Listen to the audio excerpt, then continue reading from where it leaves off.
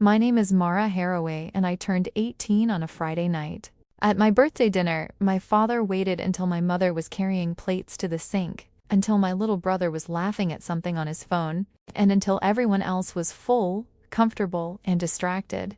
Then he touched my elbow and said, "Come with me for a second, sweetheart."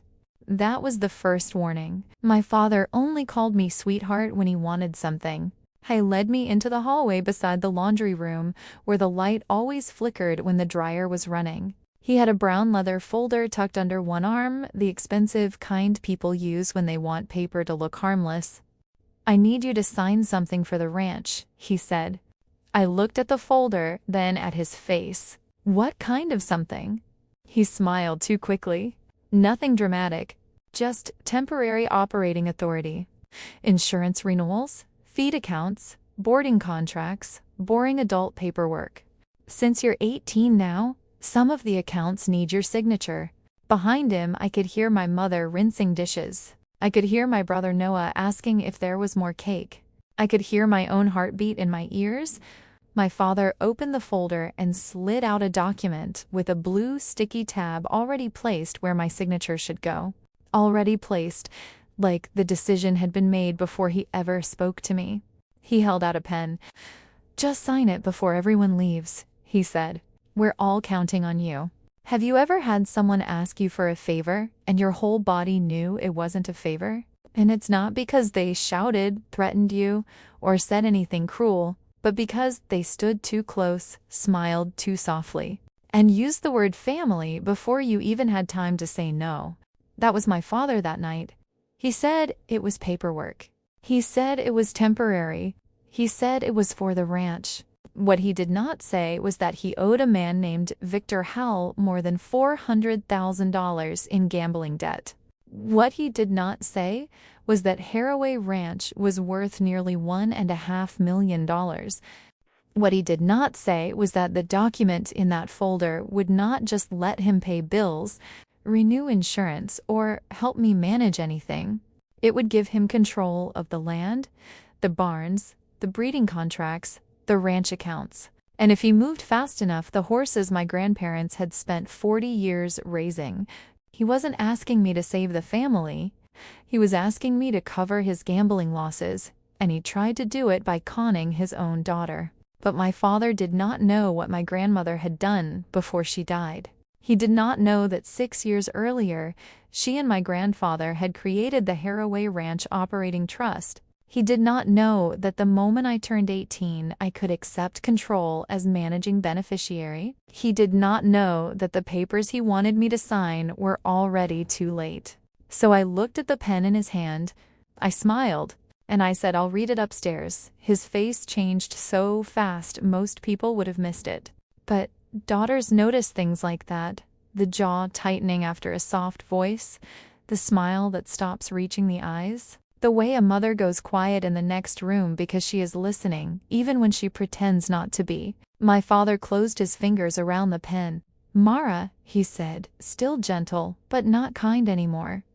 "Don't make this complicated." I took the folder from him. Then I walked upstairs, closed my bedroom door, opened my laptop, and called the woman my grandmother told me to call if my father ever brought me a paper, and called it a formality. By morning, my father's lender would learn that Harroway Ranch could not be sold, borrowed against, transferred, pledged, or touched without my consent. By noon, my father would stop calling it temporary paperwork. By sunset, my mother would tell me I had destroyed the family. But before I tell you what happened after I refused to sign, I need to take you back to the first summer.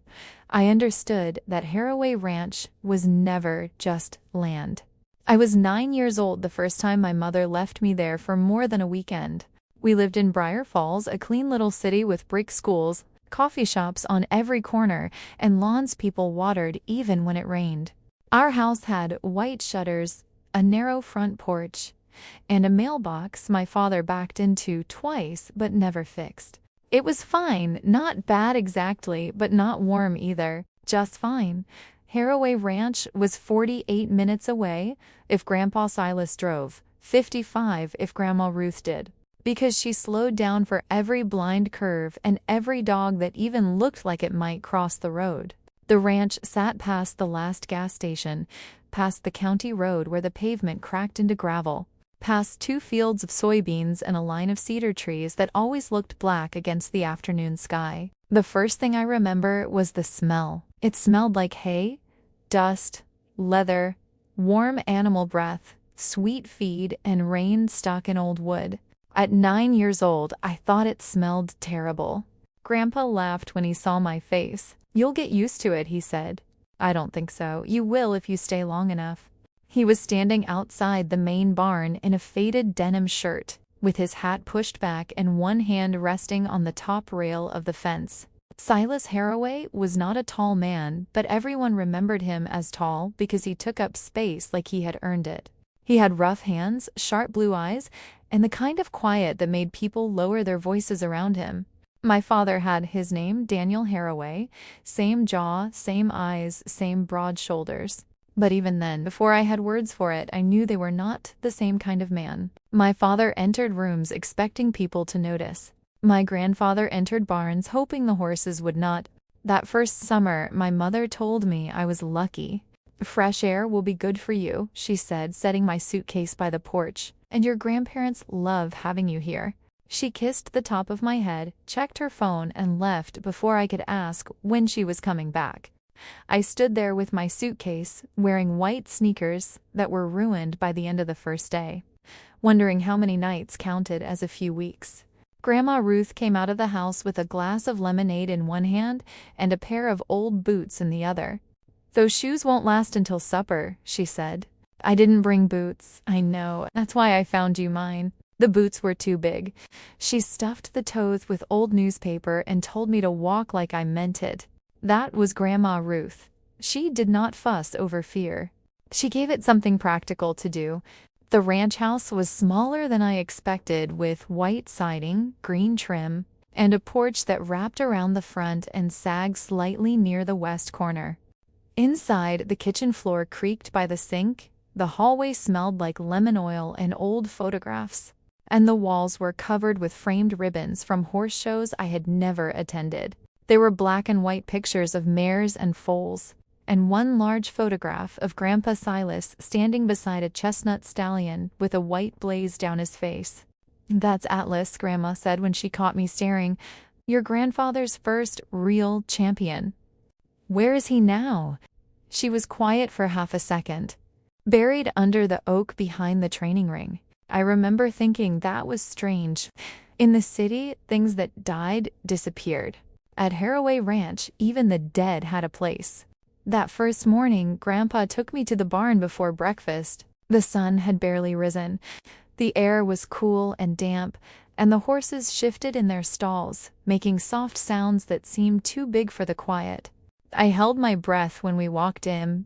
Grandpa handed me a small bucket. "Sweet feed," he said. "Not too much. They'll convince you they're starving even if they ate 10 minutes ago." A bay Murray stretched her head over the stall door and blew warm air against my sleeve. I jumped back. Grandpa did not laugh. He put one hand on the door. "This is June," he said. "She's nosy, not mean." June's ears moved toward us. I stayed behind him. "She's huge. She is. What if she bites? Then you learn not to put your fingers where they don't belong." I frowned at him. He smiled. "Come here." I did not move. "Mara," he said, softer now, "don't walk straight at a horse's face. Let her decide you're safe first." I took one step. June watched me. "Hold your hand flat." I did. Not under her mouth, to the side. "Let her smell you." June lowered her head. Her nose touched my palm, soft and damp and alive. I froze. Grandpa stood beside me, not pushing, not rushing. After a moment, June took a piece of feed from my hand. "That's it," he said. "You asked?" She answered. I did not know it then, but Grandpa Silas was teaching me more than how to approach horses. He was teaching me that trust should never be grab. It should be offered space. My father never understood that. He thought love meant access. He thought being a father meant he could walk straight into any part of my life and take what he needed. Grandpa taught me differently with a Mars named June and a bucket of sweet feed before. I was old enough to know I would need the lesson. That summer was supposed to be 3 weeks. It became the whole summer. Then the next summer. Then every summer after that. During the school year, I slept in my parents' house in Briar Falls, but I grew up at Harroway Ranch. By the time I was 11, I knew which stall door stuck in the cold and which water trough froze first. By 12, I could braid a mane, badly but confidently. By 13, I could tell when a mare was close to foaling by the way she shifted her weight and looked back at her own body like she was listening to something inside it. By 14, I knew how to hold a horse for the farrier without getting my foot stepped on. By 15, I could read Grandma Ruth's breeding records almost as well as she could. The ranch was not huge, but it was respected. It had 26 acres of pasture, 2 barns, an indoor arena that leaked at the north corner when the rain came sideways, a training ring with red clay that stained every pair of jeans I owned, 8 boarded horses whose owners paid monthly, 5 bread mares, 2 stallions. Though one was too old to do much except look handsome and judge everyone, and a hayfield at the back that never produced as much as Grandpa claimed it would. There was also a small office off the tack room where Grandma Ruth kept every record in color-coded binders. Harroway Ranch bred warm-blood crosses, mostly for eventing and dressage. That sounded fancy when I said it at school, but it was not fancy work. It was early mornings, late nights, vet bills, mud, waiting, disappointment, and sometimes, if you were lucky, a foal standing on shaking legs while everyone in the barn forgot to breathe. Grandma Ruth loved those moments best. She was not soft in the way people expect grandmothers to be soft. She did not bake often, she did not wear floral aprons, and she did not call me angel or darling. She wore jeans, kept her gray hair braided down her back, and had a voice that could stop a loose horse faster than any gait. But when a foal was born, her whole face changed. I saw it for the first time the summer I turned 13. The mare was named Willow. She was a dark bay with 1 white sock and a mean opinion about almost everyone except Grandma Ruth. She went into labor during a thunderstorm. Rain hammered the barn roof. The power flickered twice. Grandpa was outside checking the generator, and Grandma told me to stay by the stall door and keep my voice low. "I shouldn't be here," I whispered. "Why not?" "I don't know what to do." "Is that why they panic?" Willow groaned and shifted in the straw. My stomach twisted. Grandma Ruth glanced at me. "Breathe, Mara." "I am breathing, not like you mean it." I took a shaky breath. She smiled without looking away from the mare. "There you go." The foal came into the world all legs and wet hair and confusion. For a moment he just lay there, blinking under the yellow barn light while thunder rolled over the roof. Then Willow lifted her head and made a sound I had never heard before. Low, soft, almost broken. Grandma Ruth wiped her eyes with the back of her wrist before she touched him. That was the first time I understood that strength and tenderness were not opposites. They lived in the same hands. Later, when the foal stood for the first time, wobbling like the earth had betrayed him, Grandpa came back in, soaked to the skin. "Well," he said, leaning on the stall door. "Look at that." Grandma Ruth looked at me. "You name him? Me? You were here." I stared at the foal, at his long legs, crooked blaze, and furious determination to stay upright. "Chance," I said. Grandpa laughed. "Good name." Chance sold 2 years later to a woman from Kentucky who cried when she loaded him into the trailer. I cried too, but I hid in the tack room so no one would see. Grandma found me there, sitting on a trunk of old saddle pads. "It's hard when they leave," she said. "And why do we sell them?" "Because breeding means you don't keep everything you love." I hated that answer. She sat beside me. "But you make sure they go where they're supposed to go. That's the difference." I think about that now more than I want to because my father saw the horses as assets, while Grandma Ruth saw them as promises that happened to have legs. There is a difference. My father never learned it. He barely came to the ranch unless someone died, got married, or needed a photograph for a Christmas card. When he did come, he wore clean boots and complained about dust on his truck. He would stand by the arena fence with his arms crossed while Grandpa tried to explain a horse's movement, nodding like he was listening and checking his phone when he thought no one saw. Once when I was 15, I heard him talking to my mother behind the barn. "The land alone has to be worth something by now," he said. My mother said, "Daniel, not here." "What?" "I'm just saying, Dad is sitting on money and pretending it's a lifestyle." I remember the way my face went hot. I was carrying 2 empty feed buckets. I stopped behind the corner of the barn, hidden by a stack of hay bales. My mother lowered her voice. "It's his ranch. It's Harroway land. He is Harroway. So am I." There it was, the first time I heard my father use the name like a claim instead of a responsibility. Grandpa must have heard too, because later that day, he took me out to the west fence line, where a storm had knocked one of the posts loose. He handed me a pair of gloves. "Hold this steady." I did. He worked quietly for a while, resetting the post and packing dirt hard around the base. Then he said, "Your father was born a Harroway." I looked at him. He did not look back. "That means something," he said, "but not as much as people think." I waited. Grandpa pressed his boot against the soil. "A name is only a door. What matters is whether you do the work after you walk through it." I was 15. I did not fully understand, or maybe I did and did not want to. He looked at me then, eyes narrowed against the afternoon sun. "You remember that, Mara?" "I will." He nodded once. Then we went back to work. Grandpa Silas loved my father. I want to be clear about that. He loved him in the tired way parents sometimes love children who keep disappointing them. He asked about him, defended him when Grandma got too sharp, saved newspaper clippings when Daniel's business got mentioned in local ads, and pretended not to notice when Daniel visited less and less. But he trusted me with the ranch, and those are not the same thing. I did not know how true that was until the summer Grandpa got sick. I was 16.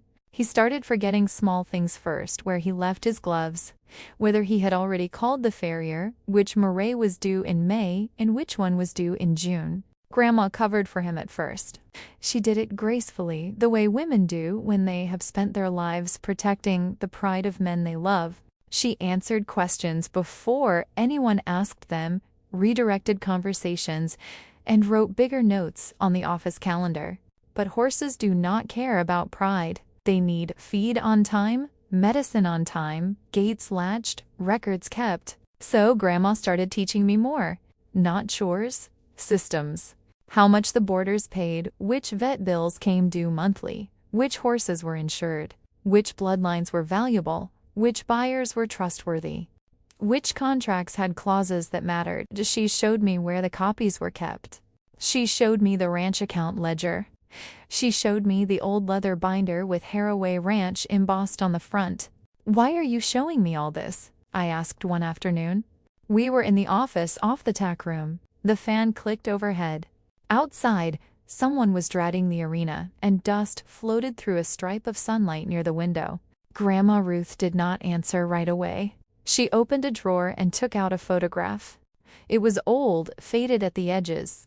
Grandpa Silas, much younger, standing in front of the first barn with his father beside him. The barn looked half-finished. The ground was mud. There was no arena yet, no office, no second barn. "This place was never easy," she said. "People think land means wealth. Sometimes land just means you have something expensive to protect." I looked at the photo. "Then why keep it?" She smiled a little. "Because some things are worth the work." Then she tapped the binder. "And because work without records is just hope, and hope is lovely, but it won't protect you in court." I laughed because I thought she was joking. She wasn't. That was the thing about Grandma Ruth. Her warnings sounded like advice until life proved they were instructions. A month before Grandpa died, he asked me to help him walk to the old oak by the training ring. It was late August. The air was heavy and gold, the kind of evening that makes everything look like a memory before it is one. He moved slowly, then too slowly, and I pretended not to notice. He leaned on my arm, though he tried to make it look like I was the one leaning on him. We stopped by the fence. In the pasture beyond, June grazed with her head low, old now, her bay coat fading around the eyes. Grandpa watched her for a long time. "You know," he said, "your father never liked horses." I didn't know what to say. "He liked winning," Grandpa continued. "There's a difference." The sentence sat between us. At 16, I knew my father liked poker nights with clients. I knew he liked betting on games. I knew he got loud when he won and quiet when he lost. I knew my mother hated Sunday nights during football season, though she always said she just had headaches. But I did not yet understand addiction. I did not understand how a man could lose money and call it pressure, lose more and call it bad luck, lose again and call it one more chance. Grandpa did. I think he always did. He squeezed my arm. A man who believes one big win can fix everything will eventually gamble with things that were never his. I looked at him sharply. "Grandpa?" He smiled, but it made him look older. "Just remember what I said." 2 weeks later, he was in the hospital. 3 weeks after that, he was gone. At his funeral, my father cried. Real tears. I need to say that because people are complicated and part of me wishes they weren't. Daniel Harroway stood beside the casket with his head down, shoulders shaking, and I almost forgot every hard thing I had ever heard him say about the ranch. I almost believed grief could make people honest. Then, at the reception, I walked into the kitchen and heard him talking to a man I did not know. The man wore a navy suit and had silver hair combed straight back. He was not family. He stood too close to my father, speaking low. My father said, "Not now." The man said, "Daniel, I'm sorry about your father, but timelines don't pause because people die." My father's face tightened. I said, "Not now." The man handed him a card. "Call me Monday." Then he left through the side door. I watched from the hallway as my father slipped the card into his jacket pocket. That was the first time I saw Victor Hale. I would not learn his name until almost 2 years later. But Grandma Ruth saw him too.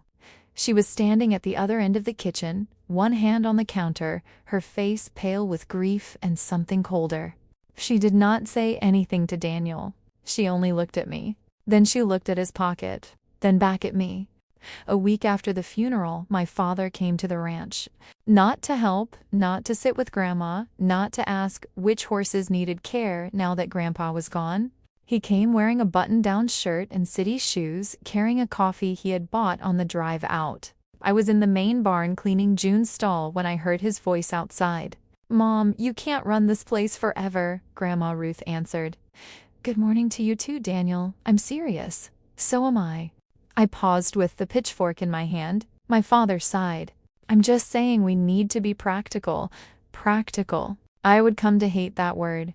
In my family, practical usually meant something precious was about to be sacrificed, and I was supposed to understand why. Grandma Ruth said, "The ranch is fine. It's expensive. It earns enough. Barely."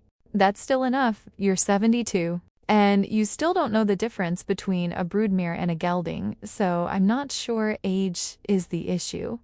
Silence. I bit the inside of my cheek. My father lowered his voice. "Dad's gone. Things change." Grandma Ruth's voice did not. "Not this. You don't know what offers are out there. I know what vultures look like, Daniel. Mara isn't going to run a horse ranch. She's a kid." I froze. For 1 second, even the horses seemed quiet. Grandma Ruth said, "Mara knows more about this ranch than you ever wanted to. She spends summers here. She works summers here. She cleans stalls and follows you around with a notebook. She listens." My father laughed once, not kindly. "Mom, come on." I heard Grandma Ruth step closer to him. When she spoke again, her voice was softer, which made it more dangerous. "Your father gave you chances, Daniel. More than you deserved. Don't make me regret that." I did not know what chances she meant. Not then. But my father did, because he did not answer. He left 20 minutes later. Grandma came into the barn after his truck pulled away.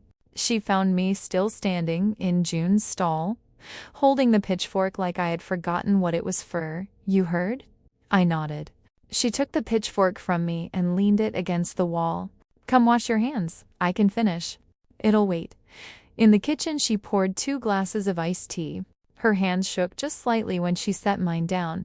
I pretended not to notice. She sat across from me at the table. The same table where Grandpa used to drink coffee at 5 in the morning before first feeding. The same table where breeding contracts were signed, bills were paid, and arguments were survived. Grandma looked out the window toward the west pasture. Then she said, "Mara, love and trust are not the same thing." I swallowed. "Are you talking about Dad?" "I'm talking about paperwork." That confused me. She reached across the table and touched my wrist. "If your father ever brings you a document and says it's just a formality, you read every word, Grandma. Every word." Her eyes were sharp. I nodded. "If he says it's temporary, you ask what happens when temporary ends. If he says it's for the family, you ask who gets control. If he says he's protecting you, you ask why protection needs your signature." I felt cold even though the kitchen was warm. "Is Dad in trouble?" Grandma Ruth closed her eyes for a second. When she opened them, she looked tired in a way I had never seen before. "Your father has always believed the next win would fix the last loss." I did not ask more. Maybe I should have. But I was 16, and there are some truths daughters are afraid to pull into the light because we know they will change the shape of the person standing in front of us. So I sat there, I drank my tea. I listened while Grandma Ruth told me where she kept the ranch records, and when she slid a business card across the table, I put it in my phone case without asking why. Lydia Monroe, attorney at law, estate planning, agricultural trusts, equine business counsel. I did not know it then, but that little white card would become the line between what my father wanted and what he could legally take. After that conversation in Grandma Ruth's kitchen, something shifted at Harroway Ranch. Grandpa was gone, but his absence was not the only thing sitting in the rooms with us. There was also the quiet knowledge that Daniel was circling closer. The horses still needed feeding, the boarders still came on Saturdays. The farrier still showed up every 6 weeks and complained about the price of diesel. And Grandma Ruth still had the same sharp voice when someone left a gate unlatched.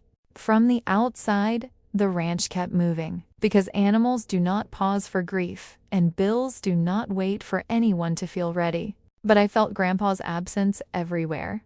I felt it in the empty hook by the back door, where his hat used to hang, in the old green truck sitting too clean under the shed, because nobody was driving it through mud anymore, and in the mornings when Grandma poured 2 cups of coffee out of habit, then stood there staring at the second one like it had betrayed her. I was 16 then, old enough to understand death, but not old enough to understand what death does to the people who are left holding everything together. Grandma Ruth did not fall apart. I almost wish she had, because then people might have helped her. Instead, she became more organized, more precise, more careful with every word and every record. She woke up at 5, fed the horses, checked the mares, answered emails, paid invoices, returned calls, and carried grief around like another bucket she refused to set down. That winter, my mother tried to convince her to sell 2 of the broodmares, just to make things easier, she said over the phone one night. Grandma had put her on speaker while we were sorting blankets in the tack room. I remember that clearly because I was standing on a step stool, folding a navy turnout blanket with a torn buckle. And Grandma's face went still in the way it did before she said something that would make someone regret speaking. "Elaine," she said, "easier for whom?" There was a pause on the line. "For you, Ruth, you're doing too much. I've been doing too much since 1978. That isn't new." My mother sighed. "Daniel is worried." Grandma looked at me then, not surprised, just tired. "Daniel is always worried when something has value and he can't touch it." I froze with the blanket in my hands. My mother's voice sharpened. "That's unfair." "No," Grandma said, still calm. "It's accurate." The call ended politely, which in my family meant nothing had been solved and everyone was going to pretend they had behaved well. Afterward, Grandma took the blanket from me and refolded it the right way, because apparently I had done it wrong. "Your mother means well," she said. "Does she?" Grandma's mouth twitched, not quite a smile. Most people mean well when meaning well costs them nothing. I did not answer. She stacked the blanket on the shelf and ran her palm over the fabric once, smoothing it flat. Your mother is afraid of conflict. Your father is afraid of consequences. That combination makes people very comfortable asking someone else to be reasonable. I remember that sentence because at 16, it felt like she had opened a window inside a room I had been locked in my whole life. At home in Briar Falls, I was always being asked to be reasonable. When Dad forgot to pick me up from school because he was stuck with a client, I was supposed to understand. When Mom needed me to watch Noah because she had a headache, I was supposed to understand. When Dad snapped at dinner and apologized by acting cheerful the next morning instead of saying sorry, I was supposed to understand. When Noah got new soccer gear and I was told the ranch already took enough of everyone's time, I was supposed to understand. Reasonable was the family word for quiet. At Harroway Ranch, Grandma Ruth did not ask me to be reasonable. She asked me to be useful, which was different and somehow kinder. That spring, she started keeping me in the office after chores. At first, it was small things. Invoices for feed, border payment dates, vaccination schedules, breeding calendars. Then she showed me the contracts. I hated the contracts. They were thick and boring and full of words that felt designed to make normal people feel stupid. Mere care fees, live full guarantees, liability clauses, transport responsibilities, payment schedules, default language. Grandma made me read them anyway. Scam, she said. I'm not going to be a lawyer. Good. Lawyers are expensive. That's why you should understand what you sign before you need one. I groaned, and she ignored me. One Saturday in March, she put 3 documents in front of me and asked what they were. I looked at the first page. Boarding agreement. Good. What does it do? It says Mrs. Parker pays $600 a month for Ranger's stall, feed, turnout, basic care, and she pays separately for vet and farrier. And if she stops paying? I found the section and read it out loud. Grandma nodded. Next one, breeding contract for Willow and North Star. What matters most? The live foal clause? That matters, yes. What else? I scanned the page. The payment schedule? Always. She tapped the 3rd document. And that? I read the title and frowned. Operating Trust Summary. Grandma watched me quietly. Why do we have this? Because hope is lovely, but it won't protect you in court. She smiled then, small but real. At least you listen. I looked down again. The words did not fully make sense yet, but I saw familiar names. Silas Harroway, Ruth Harroway, Harroway Ranch Operating Trust, Lydia Monroe, Managing Trustee, Successor Beneficiary. My name was not on the page I was holding, but I felt it somewhere in the room. Grandma, I said, what is this really? She sat back in Grandpa's old chair. It was too big for her, but she looked right in it. It's a way of making sure the ranch is treated like a ranch, not a pile of money. By who? She did not answer quickly. Outside, a horse kicked the stall wall once, probably impatient for dinner. Grandma looked toward the sound, then back at me. By anyone who forgets the difference. I wanted to ask if she meant Dad. The question reached my mouth and stopped there because sometimes asking something out loud makes the answer permanent. Grandma seemed to hear it anyway. Your father loves you, she said. I looked down. He does. I hated that she said it that way, like love was true, but not enough. She continued, but love does not make a person safe with money. Love does not make a person honest under pressure. And love certainly does not mean you hand someone the keys to everything just because they say they need them. I picked at the corner of the paper. Is he in trouble? Grandma's face changed. Not enough for most people to see, but enough for me. He has been in trouble before. What kind? The kind men call luck when it's good and stress when it's bad. I understood then, at least partly.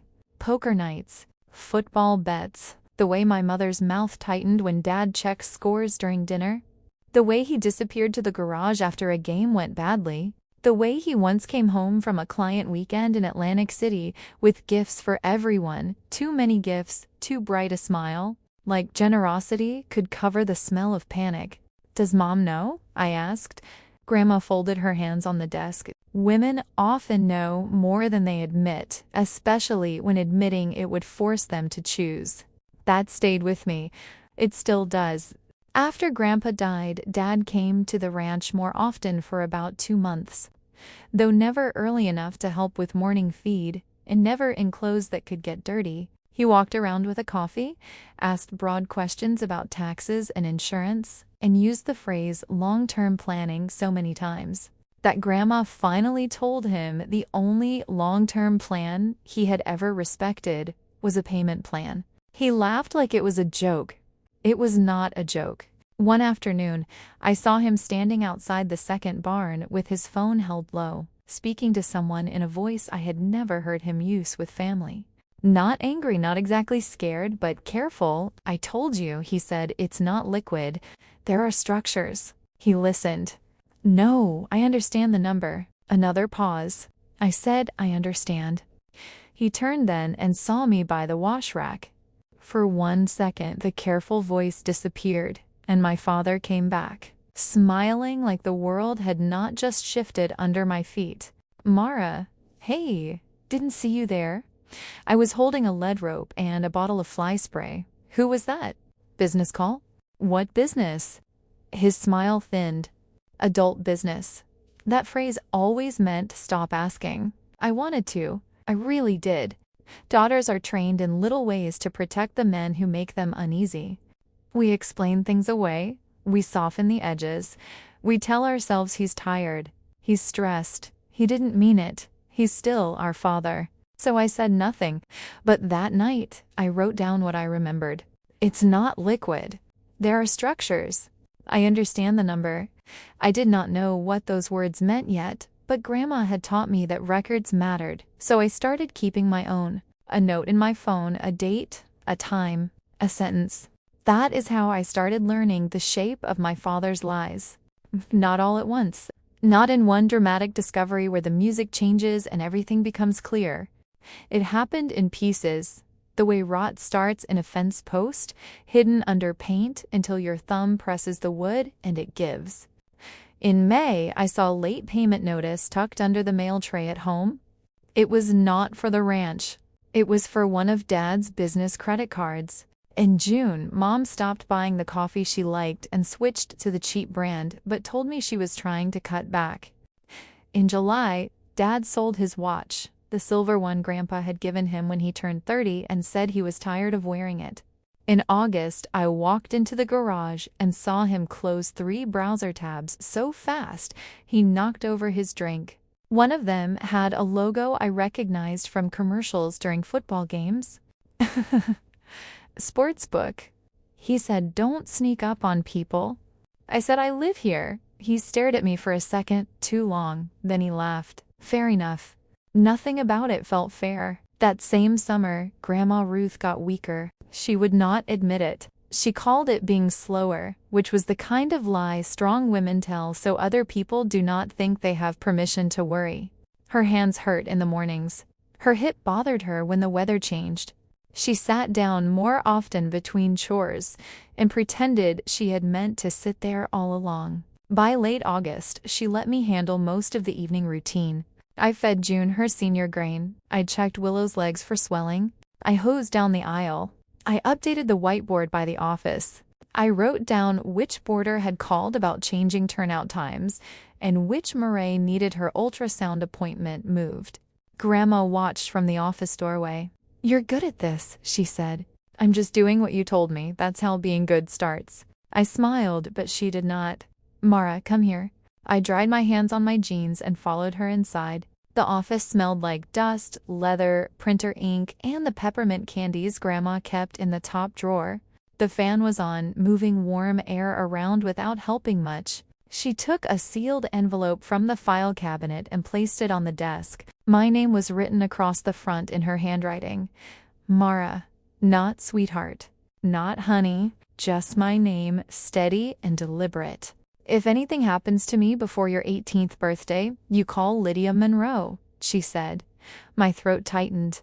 Grandma, no, listen to me. I listened. She put 2 fingers on the envelope. This is not because I think you're greedy. It's not because I want to turn you against your parents. It's because when money gets tight, people start calling their wants by better names. Need, family, duty, sacrifice. They dress it up until the person being asked to give something away feels ashamed for wanting to keep what was already theirs. I could barely breathe. She continued, your father has a hole in him that money does not fill. If he is losing, he will tell himself the next thing he takes is temporary. If he wins, he will tell himself he can put it back before anyone notices. Either way, he will make it sound reasonable. I whispered, how bad is it? I don't know now. But before? Grandma looked toward the window where the west pasture was turning gold in the evening light. When he was 24, he lost the money your grandfather gave him for a delivery truck. Said it was stolen at first, then said he invested it, then finally admitted he lost it in a poker room 2 counties over. I felt something inside me sink. Grandpa forgave him? Your grandfather loved him. That's not what I asked. No, she said softly. It isn't. I sat down because my legs felt strange. Grandma came around the desk slowly and sat across from me. We helped him then. We helped him more than once. And every time, he cried, apologized, promised, and meant it for as long as shame felt worse than wanting to win. I stared at the envelope. Does Mom know? Enough. That answer hurt more than yes would have. Grandma slid the envelope closer. Your mother has built a life around not looking directly at things that would break her. I understand that more than I wish I did. But you, Mara, do not have to inherit her blindness. I could not speak. She reached for my hand and her fingers were cold. When your father asks you for help, and one day he will, you listen carefully to what he is really asking for. There is a difference between helping a man stand and letting him use you as the floor. I cried then, quietly and against my will. Grandma squeezed my hand. Don't be ashamed of protecting yourself. People who plan to use you always call your boundaries cruelty. That was the last full summer I had with her. In October, she was diagnosed with a heart condition she had probably been ignoring for longer than anyone wanted to admit. By Christmas, she had sold 2 young horses, not because Dad told her to, but because she chose good homes and wanted fewer animals for me to manage. If something happened quickly, my father was furious when he found out. He drove out on a Sunday with my mother in the passenger seat and Noah in the back. I was in the office with Grandma when his truck pulled up too fast and stopped in front of the house. Heard you sold Marigold's colt, he said before he even took off his coat. Grandma looked up from the ledger. Yes. For how much? That is ranch business. His face flushed. I am your son, and yet still not the ranch manager. Mom said, Ruth, please. Dad looked at me, then back at Grandma. You're letting a teenager play bookkeeper while you sell assets behind my back? Grandma closed the ledger. No, Daniel.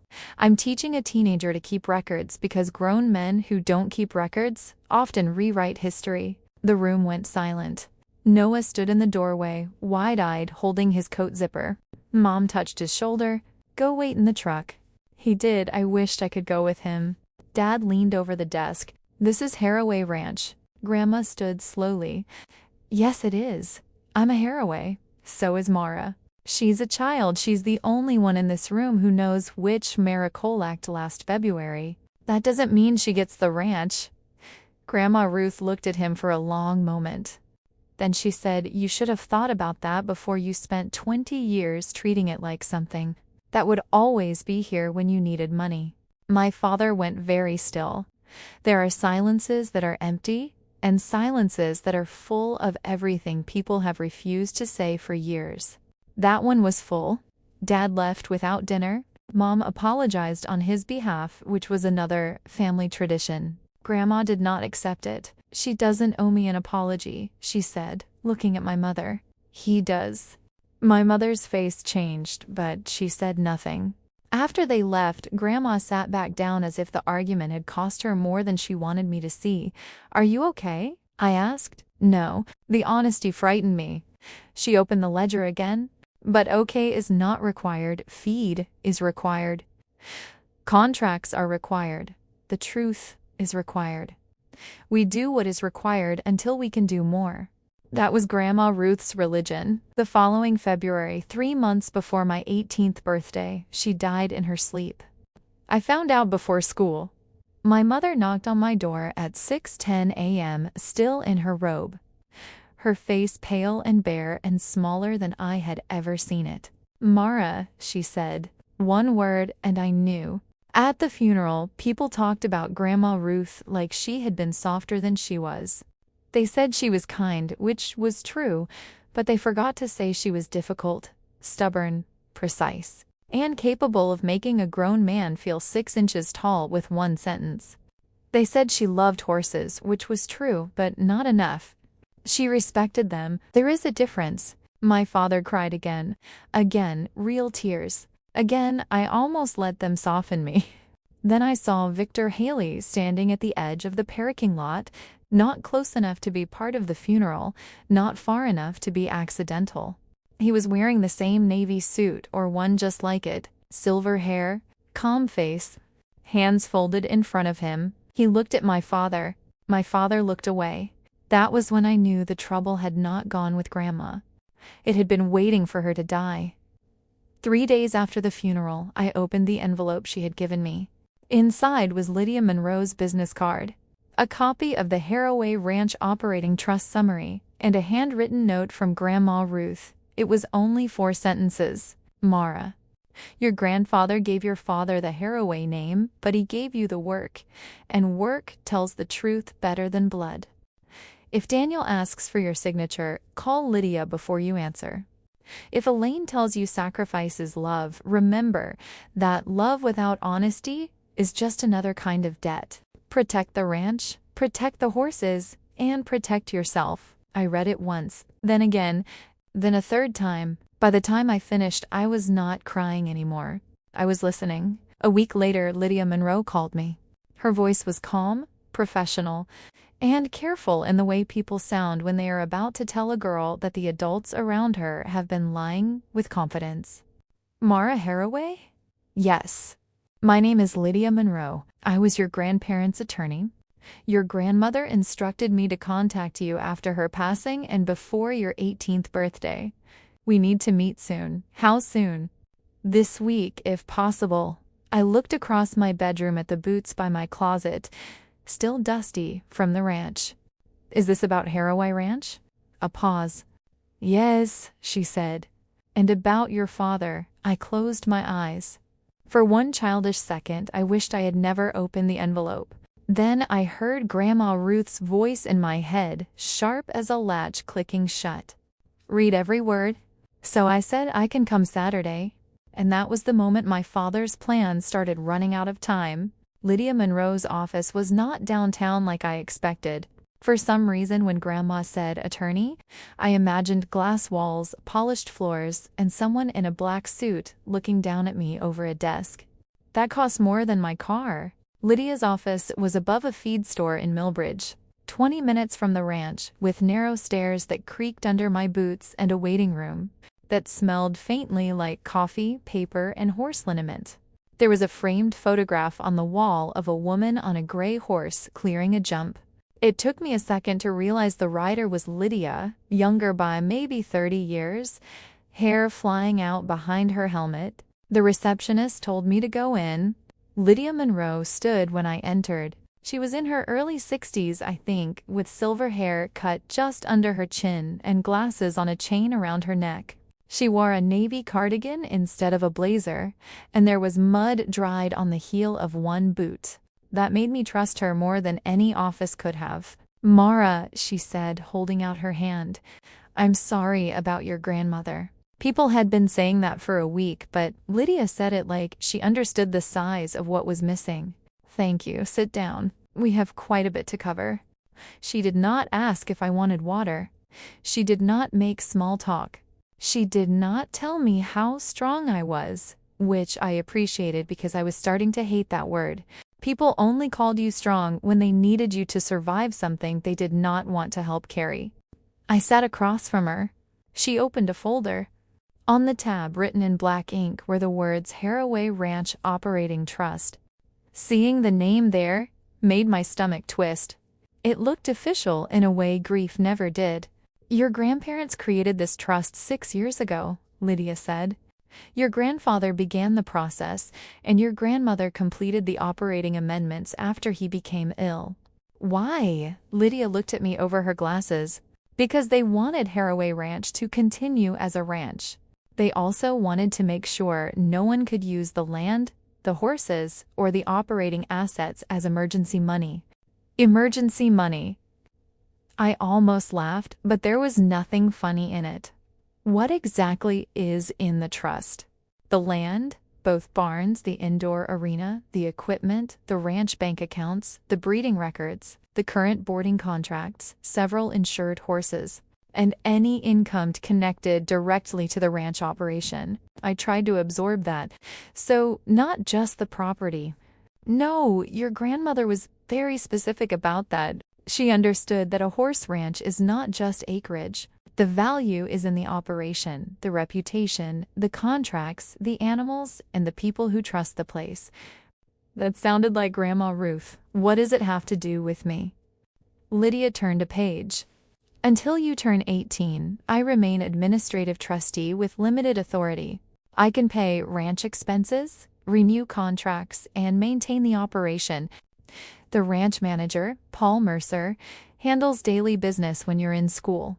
But on your 18th birthday, you become the managing beneficiary, assuming you sign the acceptance documents. Paul knows? Yes. Paul Mercer had worked for my grandparents since before I was born. He was quiet, 50-something, always smelled like hay and tobacco, and had the ability to appear out of nowhere whenever a horse tried to do something stupid. If Paul knew and had not told me, it meant Grandma had asked him not to. I felt a strange mix of hurt and relief. Why didn't anyone tell me before? Your grandparents wanted you protected, not pressured. There's a difference. I looked down at my hands. Does my father know? No. The answer came too quickly. I looked up. He doesn't know at all? He knows your grandparents did estate planning. He does not know the structure, the terms, or the extent of the restrictions. What restrictions? Lydia leaned back slightly. The trust requires your independent consent before any major action can be taken. Land sale, livestock sale over a certain value, assignment of breeding rights, borrowing against ranch assets, management transfer, or long-term lease. Your father cannot sign for you. Your mother cannot sign for you. No family member can use power of attorney to bypass your consent. Your grandparents were very clear about that. My throat tightened. They knew he might try. Lydia did not soften it. Yes. I wanted her to say, maybe. I wanted her to say they were just being cautious. I wanted her to give me any version of the truth that let my father remain smaller than the thing growing in my chest. But she only looked at me with steady eyes. Your grandfather had concerns about Daniel's relationship with money. Your grandmother had concerns about what your mother might excuse in the name of family peace. Both of them had concerns about what would happen when you turned 18. I looked toward the window. Outside, a pickup truck pulled into the feed store parking lot, and a man got out carrying a bag of grain over one shoulder. Normal life kept moving in strange little ways while mine rearranged itself. What happens if I don't sign the acceptance? The trust remains under administrative management for a limited period, but it becomes vulnerable to challenges, delays, and pressure. It does not give your father ownership, but it creates room for trouble, and if I sign, then you become managing beneficiary. The ranch stays protected, and anyone trying to represent authority without your consent is on very dangerous ground. I heard Grandma's voice again. Read every word. Lydia slid a document across the desk. It was shorter than I expected. This is not for today, she said. You cannot sign it until you are 18. I want you to read it now so you understand it before anyone else tries to rush you." I picked it up. The title was Acceptance of Managing Beneficiary Authority. There were no blue sticky tabs, no highlighted signature line, no hurry. Somehow that made it feel safer. Lydia let me read in silence. When I finished, I looked at her. "Why do you think Dad is going to ask me for something?" Lydia folded her hands. "Because your grandmother believed he would. Because Paul saw him walking the south pasture with a man 2 weeks before Ruth died. Because I received a title inquiry from a lender asking whether ranch assets could be pledged against a private note. And because yesterday someone from Victor Haley Capital called my office asking who had authority to approve an operating assignment after your 18th birthday." The room seemed to narrow. Victor Hale. The name pulled me straight back to the man at Grandpa's reception, the man at Grandma's funeral, the card in my father's pocket. Who is Victor Haley? A private lender. He has a reputation for working with people banks won't touch. Is he dangerous? Lydia took a breath. Not in the way movies make men dangerous. He uses contracts, penalties, personal guarantees, and pressure. That can ruin a life just as effectively. I swallowed. Is my father borrowing from him? I cannot say for certain without documents, but it appears your father has represented that he will soon have access to or control over Harroway Ranch assets. I stared at her. He told someone he could use the ranch? That is what I believe. He can't. No, Lydia said. Not unless you help him. Those words stayed in the air between us. Not unless you help him. There are sentences that sound simple until you realize they are really doors.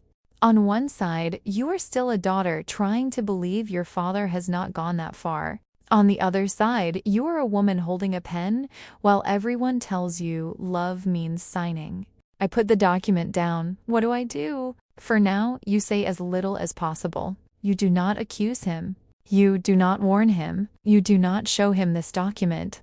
If he gives you anything to sign, you take it, say you need to read it, and send it to me. That's it. That's enough for now. What if he gets angry? Lydia's expression changed slightly. Has he ever hurt you? No, not like that. Not like that is not the same as no. I looked away. My father had never hit me. He had never needed to. In our house, disappointment did the work.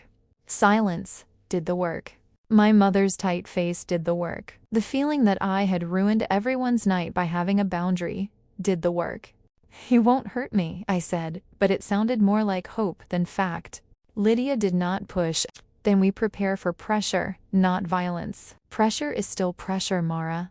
I nodded.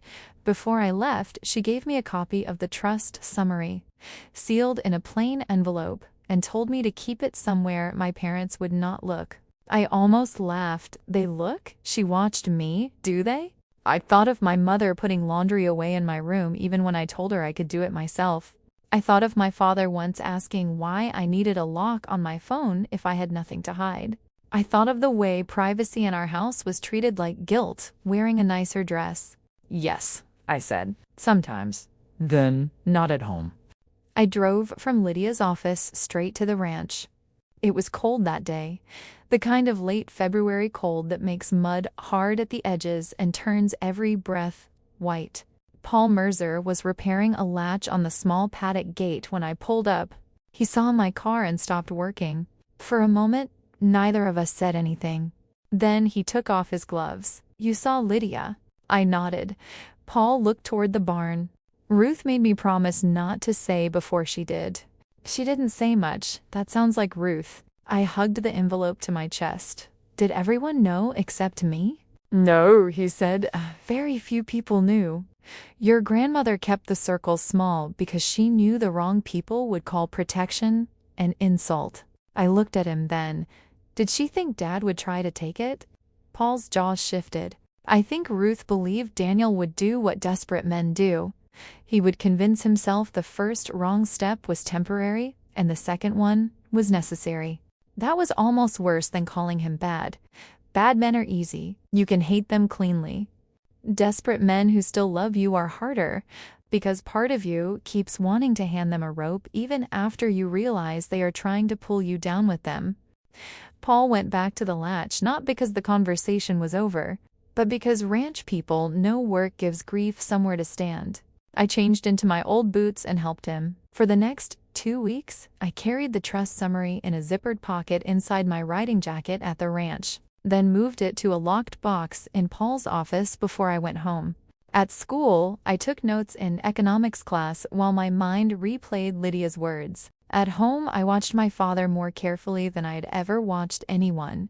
Once you know someone may be lying, ordinary things become evidence. The way he muted its phone when it buzzed, the way he started offering to pick up the mail before my mother could, the way he stayed cheerful when he should have been worried, and worried when he should have been normal. One Tuesday night, I came downstairs for water and found him at the kitchen table with his laptop open. The room was dark except for the screen. His face looked blue in the light. He did not hear me at first. I saw numbers. He saw red text.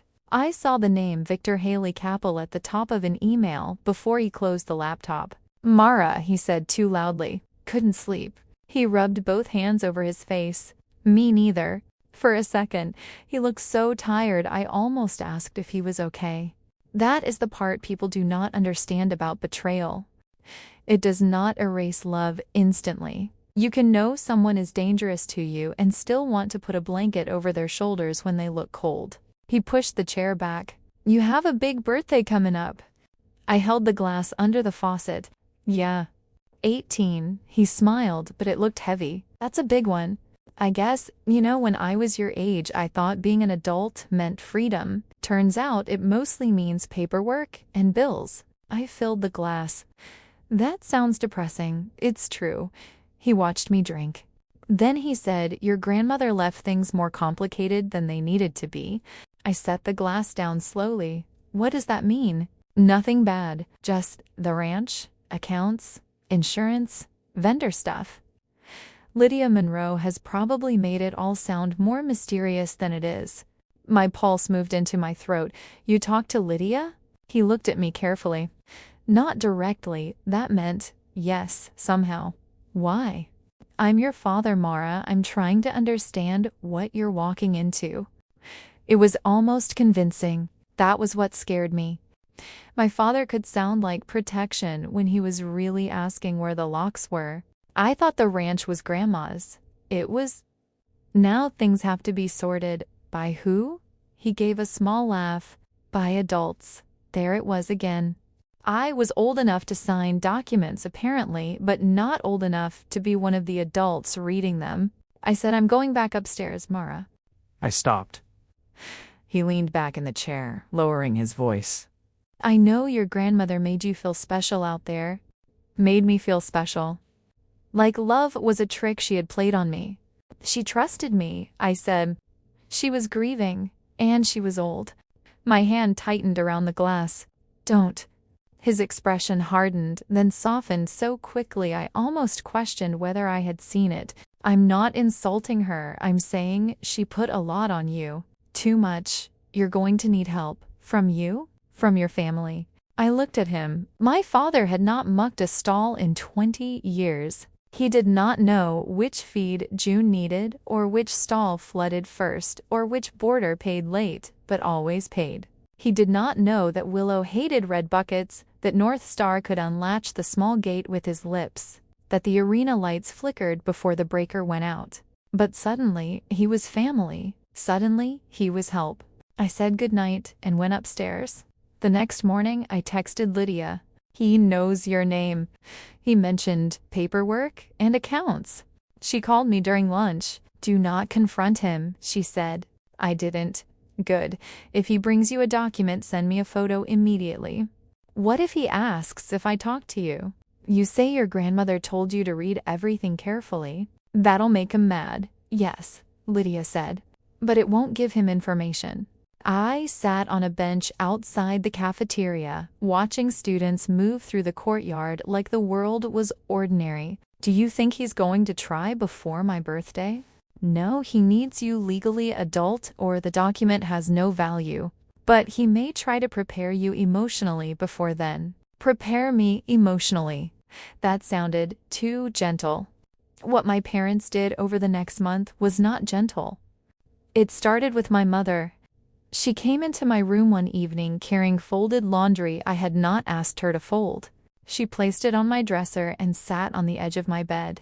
When mothers sit on your bed like that, they are never there to talk about laundry. Your father is under a lot of pressure, she said. I kept my eyes on my homework. I know. No, Mara, I don't think you do. I looked up. She had dark circles under her eyes. Her hair was pulled back too tightly, the way she wore it when she had a headache or was pretending she did not. The business has been difficult, she said. What business? She blinked. Your father's consulting? My father had done 3 different things in the last 5 years and called all of them consulting when he did not want to explain income. He helped a friend source building materials. He advised a contractor. He sold equipment for a dealership on commission. Every version sounded vague because vagueness gave him room. What happened? She folded her hands in her lap. There are debts. How much? Mara, how much? Mom? Her mouth tightened. Enough that we need everyone to think about what matters. Everyone. That meant me. What does that have to do with the ranch? Her face changed just enough. The ranch is part of this family. Grandma left it protected for a reason. She left it complicated for a reason, my mother said, and I could hear my father in her words. That doesn't mean we have to keep it complicated. I sat back. Did Dad tell you to talk to me? Pain flashed across her face, then anger covered it. Don't speak to me like I'm some messenger. I'm asking. I am your mother. That was not an answer. In our house, it was what people said when they did not want to give one. She stood, smoothing her shirt. When the time comes, I need you to remember that family is not just a word. It means showing up for each other, even when it costs you something. I looked at her, and for the first time in my life, I did not rush to make her feel better. Why does it always cost me? She stared at me. What? Nothing. No, say it. But I could not yet. Not fully. So I said, I have homework. She left the room quietly, which was worse than if she had slammed the door.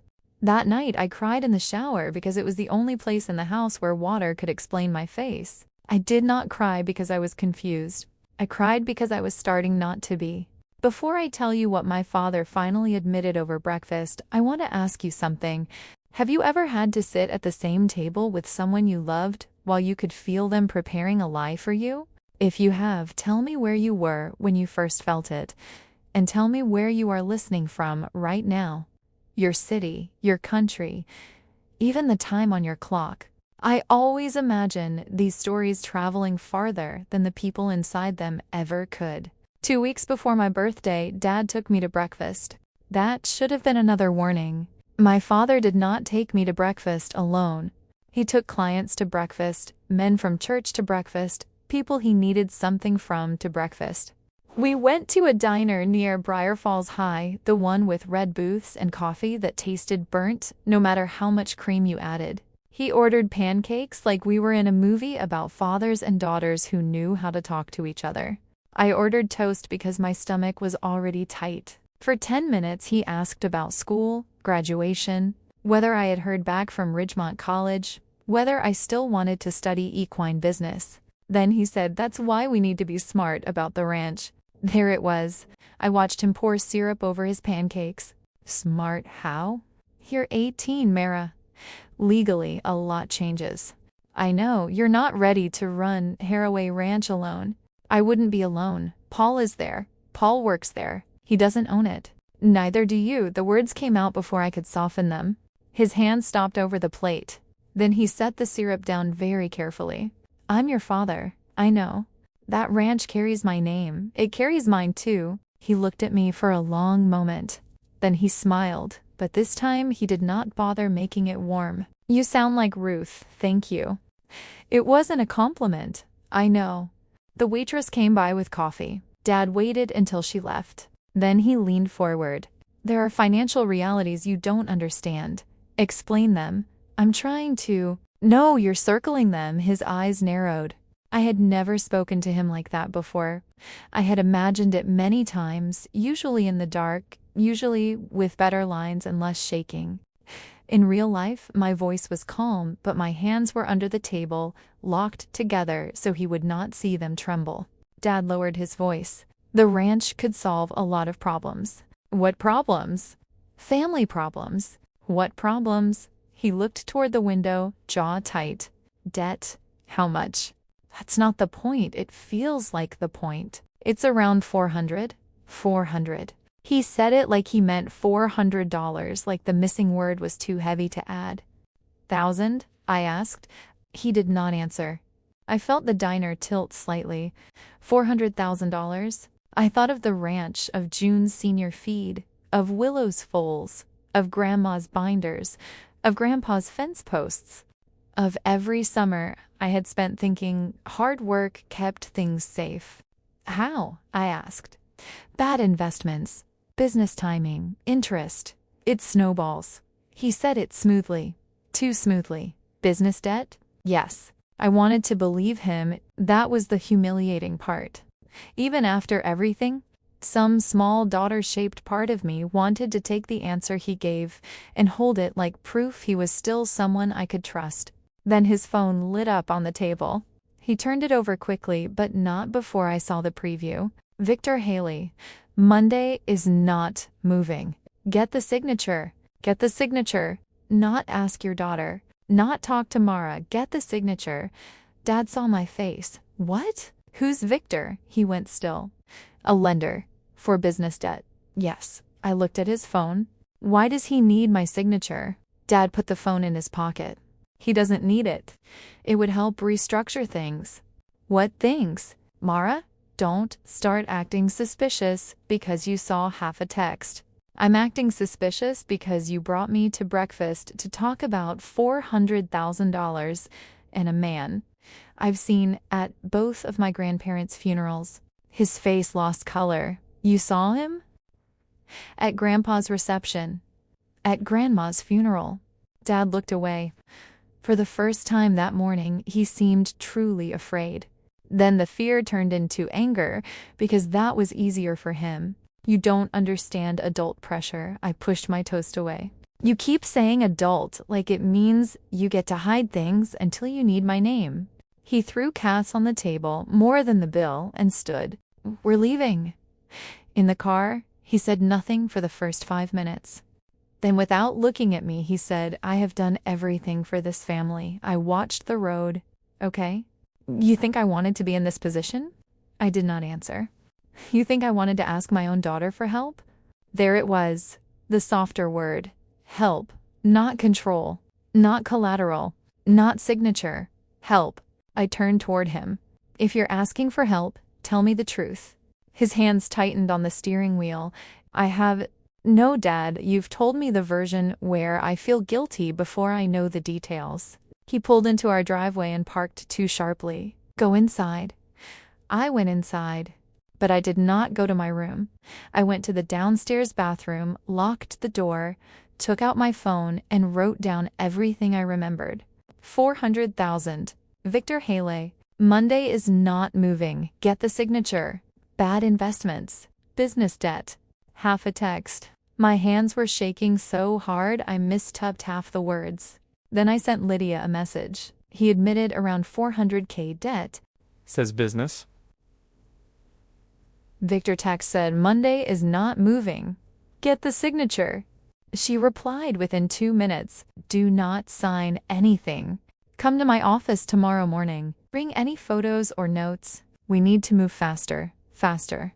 The word scared me, because it meant the thing Grandma warned me about was no longer someday. It was coming for my birthday. The next morning, I told my mother I had an early review session at school.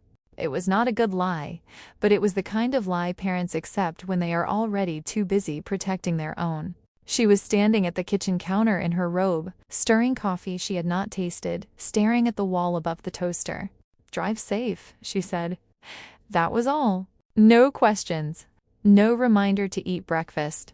No comment about my hair still being wet. Just drive safe, like she had heard me say school and chosen not to look any closer. I parked behind Lydia Monroe's office at 8:17 a.m. The feed store downstairs was already open. A man in a work jacket was loading bags of shavings into the bed of a truck. And for 1 second I wanted to stay outside with him, carrying heavy things that made sense. Instead, I went upstairs. Lydia was waiting with coffee and a yellow legal pad full of notes. That scared me more than if she had looked surprised. "You said we need to move faster," I said before I even sat down. "We do." She pointed to the chair. I sat. Victor Hale's office sent a draft document to an equine business attorney in Millbridge late yesterday afternoon, she said. That attorney called me because he saw Harroway Ranch listed and knew I represented Ruth. I gripped the edge of the chair. What document? A temporary operating authority and asset management assignment. The title sounded close enough to what my father had been saying that my stomach dropped. That sounds boring. It's supposed to. She slid a copy across the desk. Across the top, in clean black font, was my name, Mara Harroway. I stared at it. Seeing your name on something you did not write is a strange feeling. It makes you feel like a version of you has been walking around without your permission. Lydia let me read the first page, then the second. I understood maybe half of it. The half I understood was enough. The document said I was granting Daniel Harroway temporary authority to manage Harroway Ranch operations for a period of 18 months. It said he could negotiate with lenders, restructure operating debt, sell livestock not essential to daily business, assign certain breeding proceeds, and enter into asset-backed financing agreements connected to the ranch. The words were clean, professional, calm. They did not look like theft. They looked like paperwork. I looked up. He can sell horses? Under this language, yes, if he claims the sale is connected to operational stability. What does that mean? It means almost anything if no one stops him. My mouth went dry. Breeding proceeds? If Willow or Marigold has a contracted foal, he could assign the expected income as collateral. An asset-backed financing? That would allow him to borrow against ranch assets, the land, potentially, the barns, equipment, insured horses, future contract income, depending on how aggressively the lender interprets it. I pushed the paper away. He told me it was for insurance and feed accounts. Lydia's face did not change, but something in her eyes did. That is not what this is. I stood up because sitting made me feel trapped. The office seemed too small, the air too warm. I walked to the window and looked down at the feed store parking lot. A woman was opening the passenger door of an old SUV while a child in the back seat kicked his legs against a booster seat. Normal morning, normal people, normal lives. Behind me, Lydia said, "Mara, I need you to understand something. If you signed this, we could fight it, but it would not be clean. Your father and Victor Hale would argue that you were 18, legally competent, and acting voluntarily. Even if we proved pressure or misrepresentation later, the ranch could be tied up for months. Accounts could be frozen, contracts could be questioned, buyers could pull out, boarders could leave. What about the horses? We would try to stop any sale immediately, but if Daniel had apparent authority, it could get messy. Messy, such a small word for men putting price tags on living things. I turned around. Grandma knew. Yes, she knew he would do something exactly like this. Lydia folded her hands. She hoped he wouldn't. She planned as if he would. I hated how much sense that made. Hope was what daughters did. Plans were what grandmothers made when hope had disappointed them too many times. I sat back down. What do I do? Lydia pulled another folder toward her. You turn 18 on Friday? Tomorrow. Yes. At midnight, you can sign the managing beneficiary acceptance. I will be available by video call. Once signed, I file a formal notice with the ranch bank, the insurance carrier, the boarders, the breeding registry contacts, and Victor Hale's office. I will also record a memorandum of trust and operating restriction with the county clerk first thing in the morning. Is that like freezing everything? In simple terms, it tells the world who has authority and who does not. Your father will not be able to claim confusion after that. What if he already promised Victor something? That becomes Daniel's problem. The sentence landed hard. Daniel's problem, not mine. My whole life, problems in our house had been passed around until they found me. If Dad was angry, I was supposed to be careful. If Mom was overwhelmed, I was supposed to be helpful. If Noah was upset, I was supposed to be patient. If money was tight, I was supposed to want less. But Lydia said Daniel's problem like a wall being built exactly where it belonged. I whispered, he'll say I betrayed him, probably. My mother will too, possibly. I looked down. She already thinks the ranch should help the family. Lydia leaned forward slightly. Mara, helping your family and handing someone control over $1 million ranch are not the same thing, I know. Do you? I wanted to say yes quickly, but I did not, because part of me was still doing math in the dark. $400,000. A family house. My brother's school. My mother's face in the kitchen. My father looking tired at 2 a.m. The ranch, nearly $1.5 million. Horses, contracts, barns, land, everything my grandparents had built. If I said no, he might lose everything. If I said yes, I might lose everything. Lydia watched that thought move across my face. If Daniel had come to you honestly, she said. If he had shown you bank statements, admitted the gambling, agreed to treatment, and asked whether there was a limited way to protect the family home without risking the ranch, that would be a very different conversation. The word gambling hit me harder when she said it out loud. I looked at her. You know, I know enough. How? Your grandmother provided history. Your father's recent lender activity provided the rest. I felt embarrassed, which made no sense. I had not done anything. That is one of the crueler parts of family shame. It never stays with the person who earned it. It spreads to everyone who has to stand near them. Lydia's voice softened. You are not responsible for how he created the debt. But I'm the only one who can stop what happens next. Yes, she said. And stopping harm is not the same as causing it. I closed my eyes. Stopping harm is not the same as causing it. I repeated it in my head all the way back to school. I repeated it during history class while Mr. Alden talked about post-war treaties, and I wrote nothing in my notebook except that sentence. Stopping harm is not the same as causing it. By the time I got home, my father's truck was in the driveway. That was unusual. He was rarely home before 6. The moment I walked through the door, I smelled coffee and tension. My mother was in the living room, sitting too straight on the couch. Dad stood by the fireplace with one hand in his pocket. Noah was nowhere in sight, which meant someone had told him to go upstairs. The leather folder was on the coffee table. I had known it was coming. Knowing did not make my stomach any steadier. Dad smiled. There she is. I set my backpack down. Is something wrong? No, sit down. I stayed where I was. He glanced at my mother. She gave him a small nod, like they had rehearsed this. We wanted to talk before tomorrow, he said. No pressure, just family. No pressure, just family. The two most pressurized words in the English language when spoken by people who already know what they want from you. Mom patted the couch cushion beside her. Please, Mara. I sat in the chair across from them instead. Dad noticed. He did not like it. He sat anyway and opened the folder. Your birthday is a big step. Legally, a lot changes, and we don't want you overwhelmed. I'm not overwhelmed, you will be, he said almost kindly. The ranch is complicated. Your grandmother left you with responsibilities you're not ready to carry alone. I looked at my mother. She was watching my father, not me. Dad continued, so I had some paperwork prepared.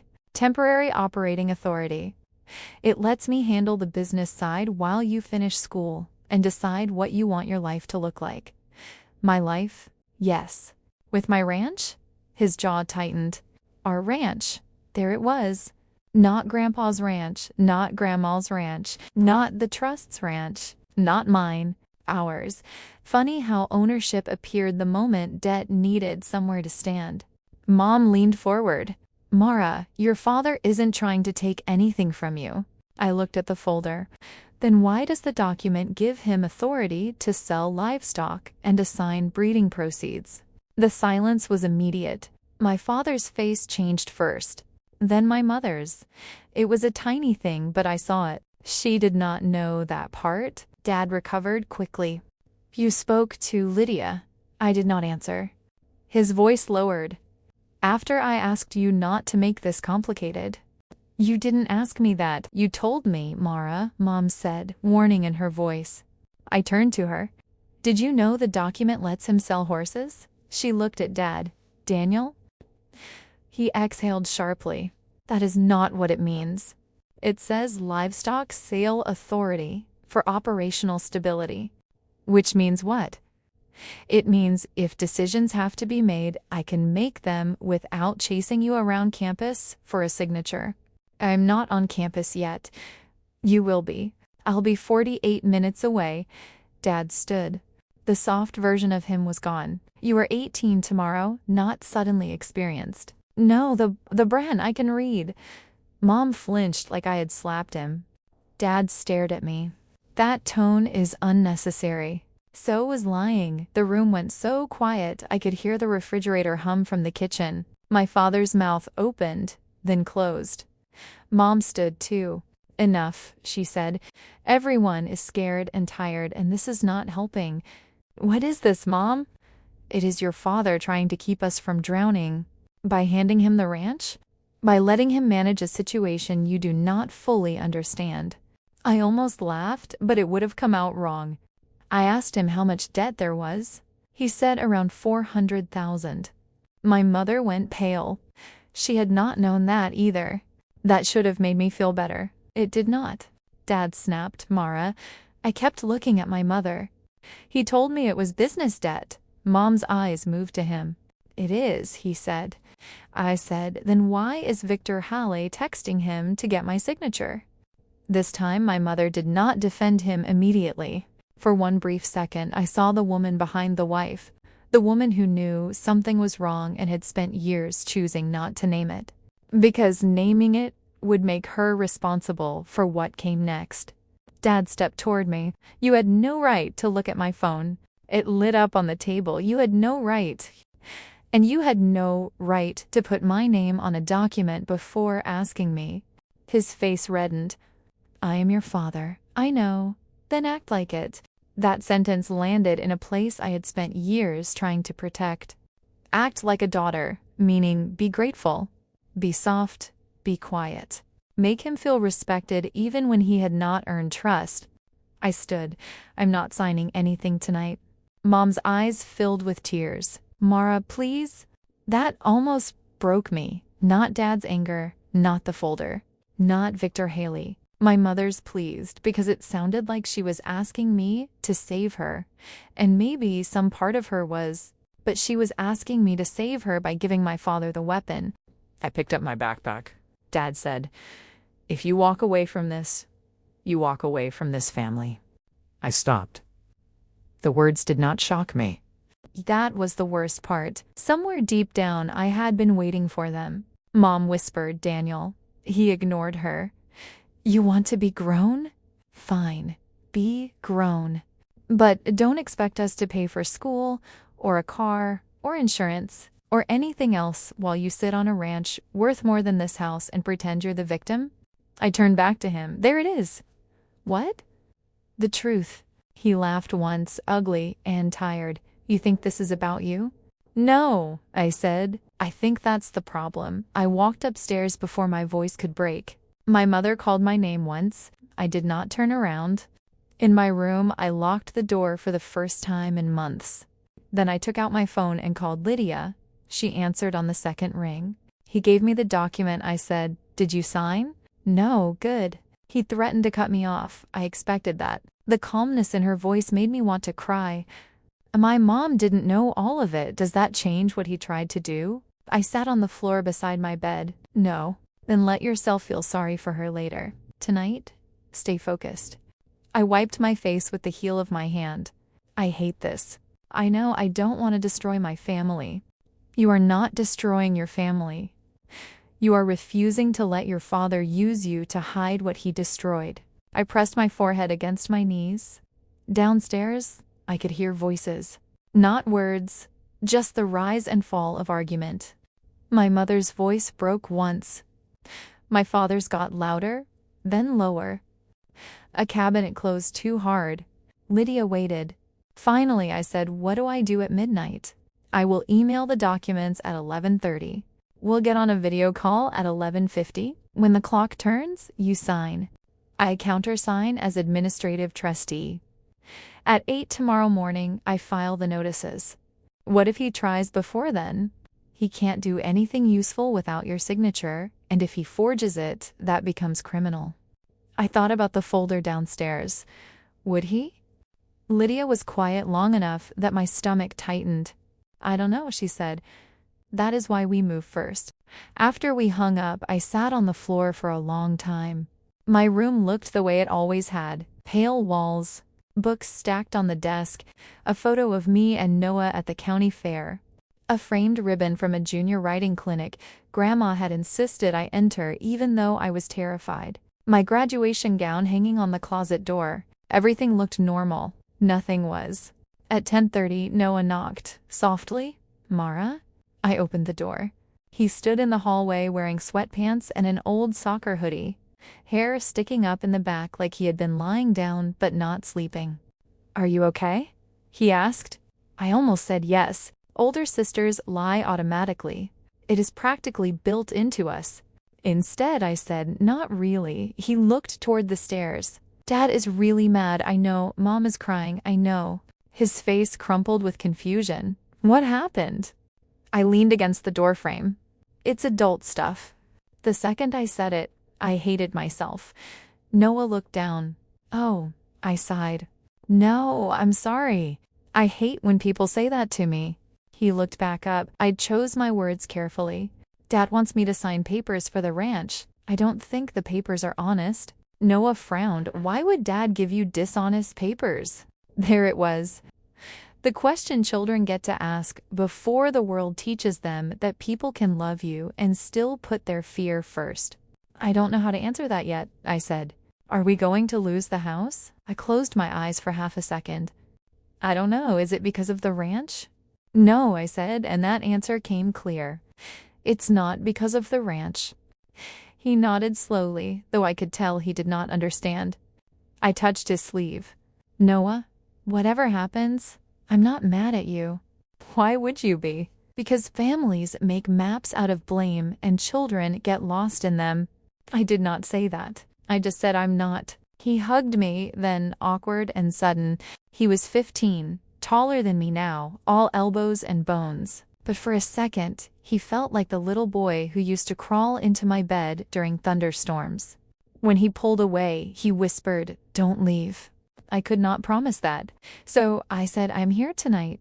He knew the difference. He went back to his room. At 11:30, Lydia's email arrived. 3 attachments. Managing beneficiary acceptance. Operating authority confirmation. Notice of unauthorized representation. I read each one slowly. No blue tabs. No hidden clauses. No soft words covering sharp teeth. At 11:50, I joined the video call. Lydia appeared in her office, glasses low on her nose, hair tucked behind one ear. Behind her, I could see shelves of files and the edge of that old jumping photograph. "Ready?" she asked. "No. That's honest. Do I have to be ready?" "No, you only have to understand." I looked at the clock in the corner of my laptop. 11:56. 4 minutes until I was legally old enough for my father to try to use me. 4 minutes until I was legally old enough to stop him. Downstairs, the house had gone silent. I wondered if my mother was sleeping or staring at the ceiling. I wondered if my father was on the phone with Victor Haley.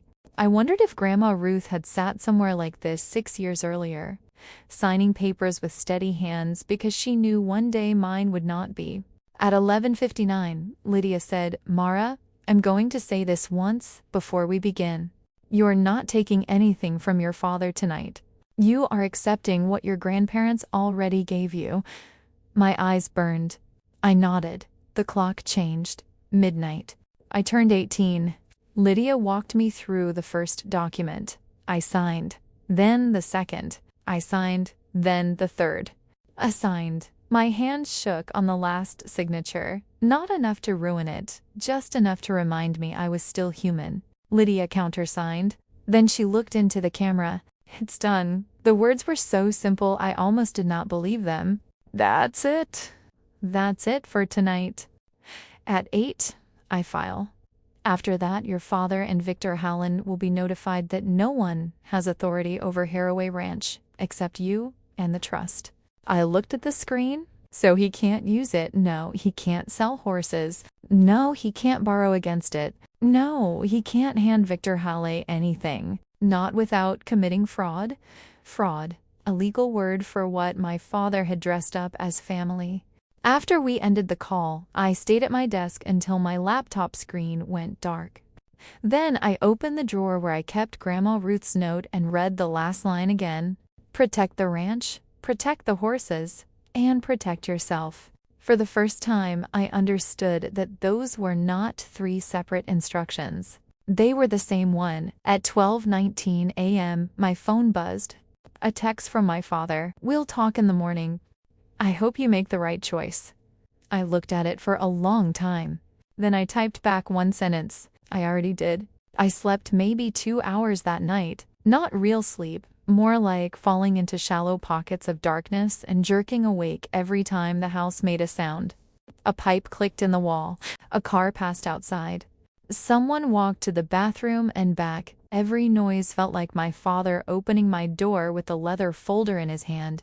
At 6:20 a.m., I gave up and got dressed. The house was gray and quiet. Morning light came through the kitchen blinds in thin stripes across the floor. The birthday banner was still taped above the dining room entryway, one corner hanging loose. There were 3 plates in the sink from the night before.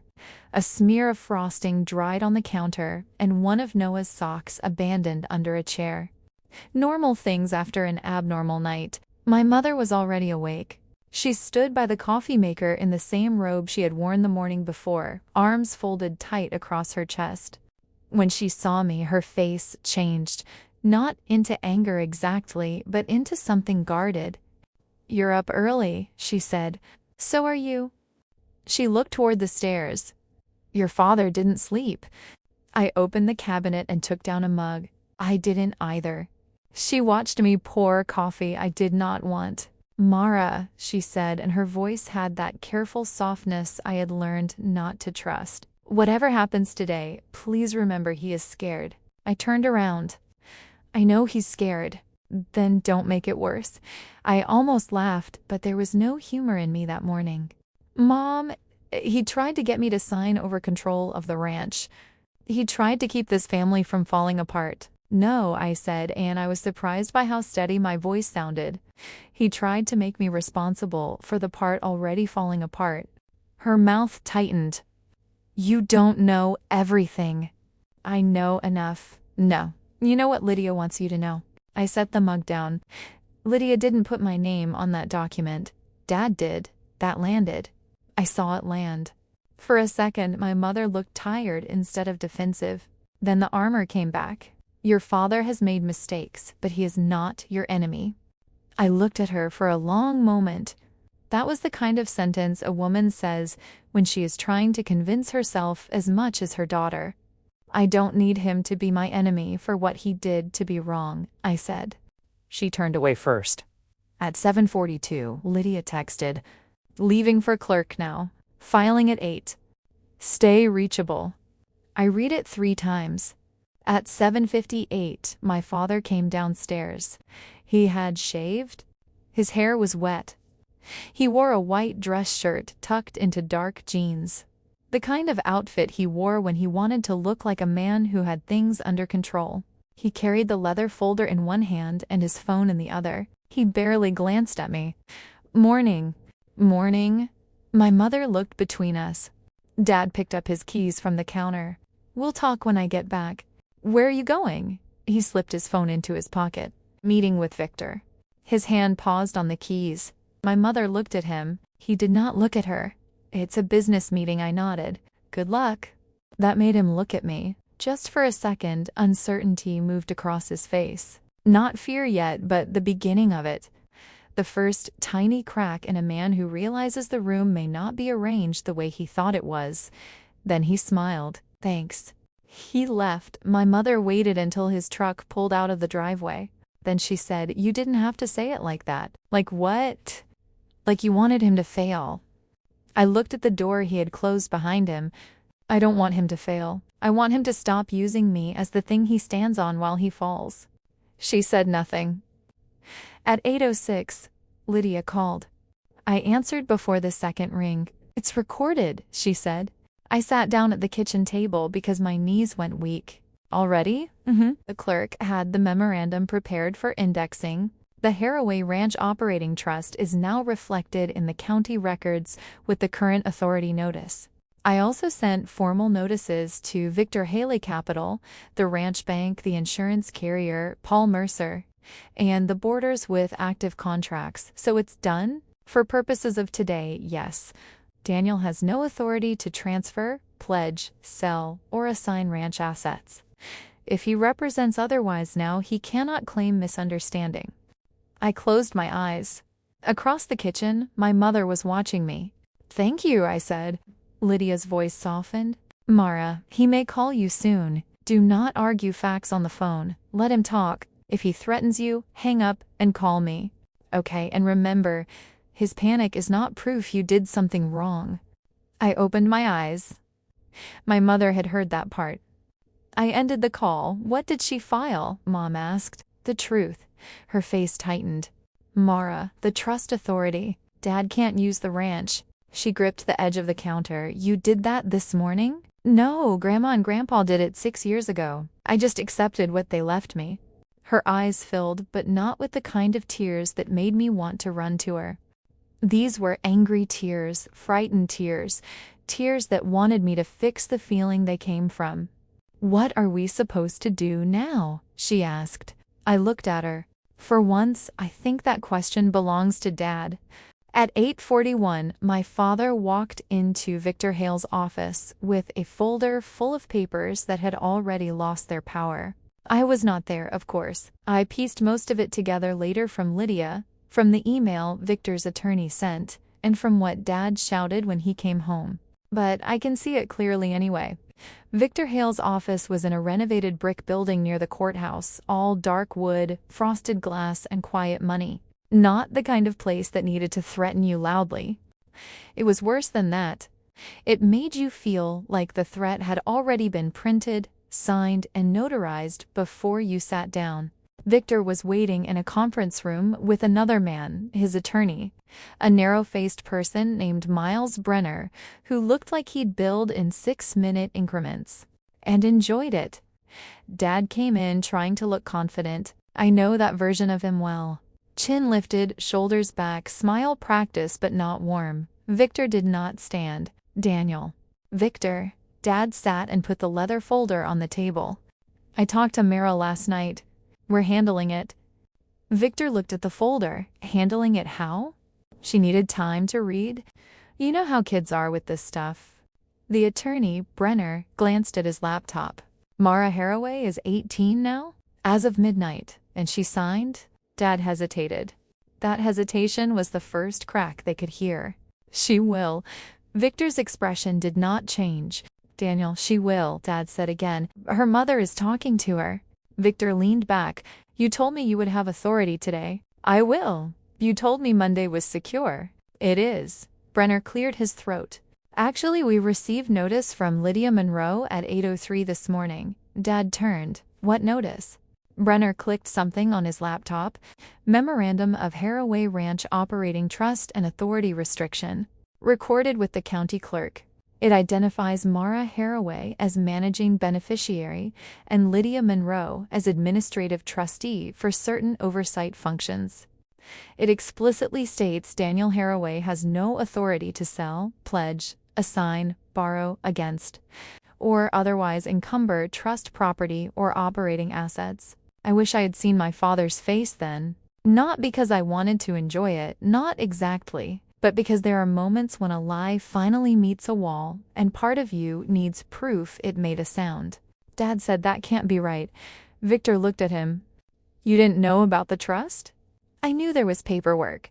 I didn't know she could do that this morning. Brenner scrolled. It appears the structure has existed for several years. The authority transition was triggered by her 18th birthday. Victor's voice stayed even. You told me your daughter would cooperate. She's confused. No, Brenner said. The notice includes a copy of her signed acceptance. She is not confused. Dad snapped. She's 18 and legally competent, Brenner said. Victor tapped one finger on the table. You told me the ranch could secure the note. It can. We just need to get her to see reason. No, Daniel, we needed authority. What you brought me is a maybe. Dad's voice lowered. Give me a day. I gave you several. She's my daughter. Victor's face finally changed. Not much. Just enough to show disgust, though not moral disgust. Business disgust, the kind a man feels when an investment underperforms. She is the asset holder you failed to control. Dad went silent. Brenner turned the laptop slightly. There is another issue. The draft assignment you requested included representations about your ability to obtain operational authority. If those representations were false or reckless, Mr. Hale has remedies under the note. Dad looked at Victor. Victor, you signed a personal guarantee. I know. You also missed 2 extension payments. I told you I needed time. Victor leaned forward. And I told you time costs money. Dad rubbed his jaw. I can still fix it. With what? Dad said nothing. Victor's voice remained calm. Not with Harroway Ranch. Dad stood. We're not done. Victor looked at him like he was already old news. Yes, he said. We are. At 9:12, my father called me. I was sitting at the kitchen table.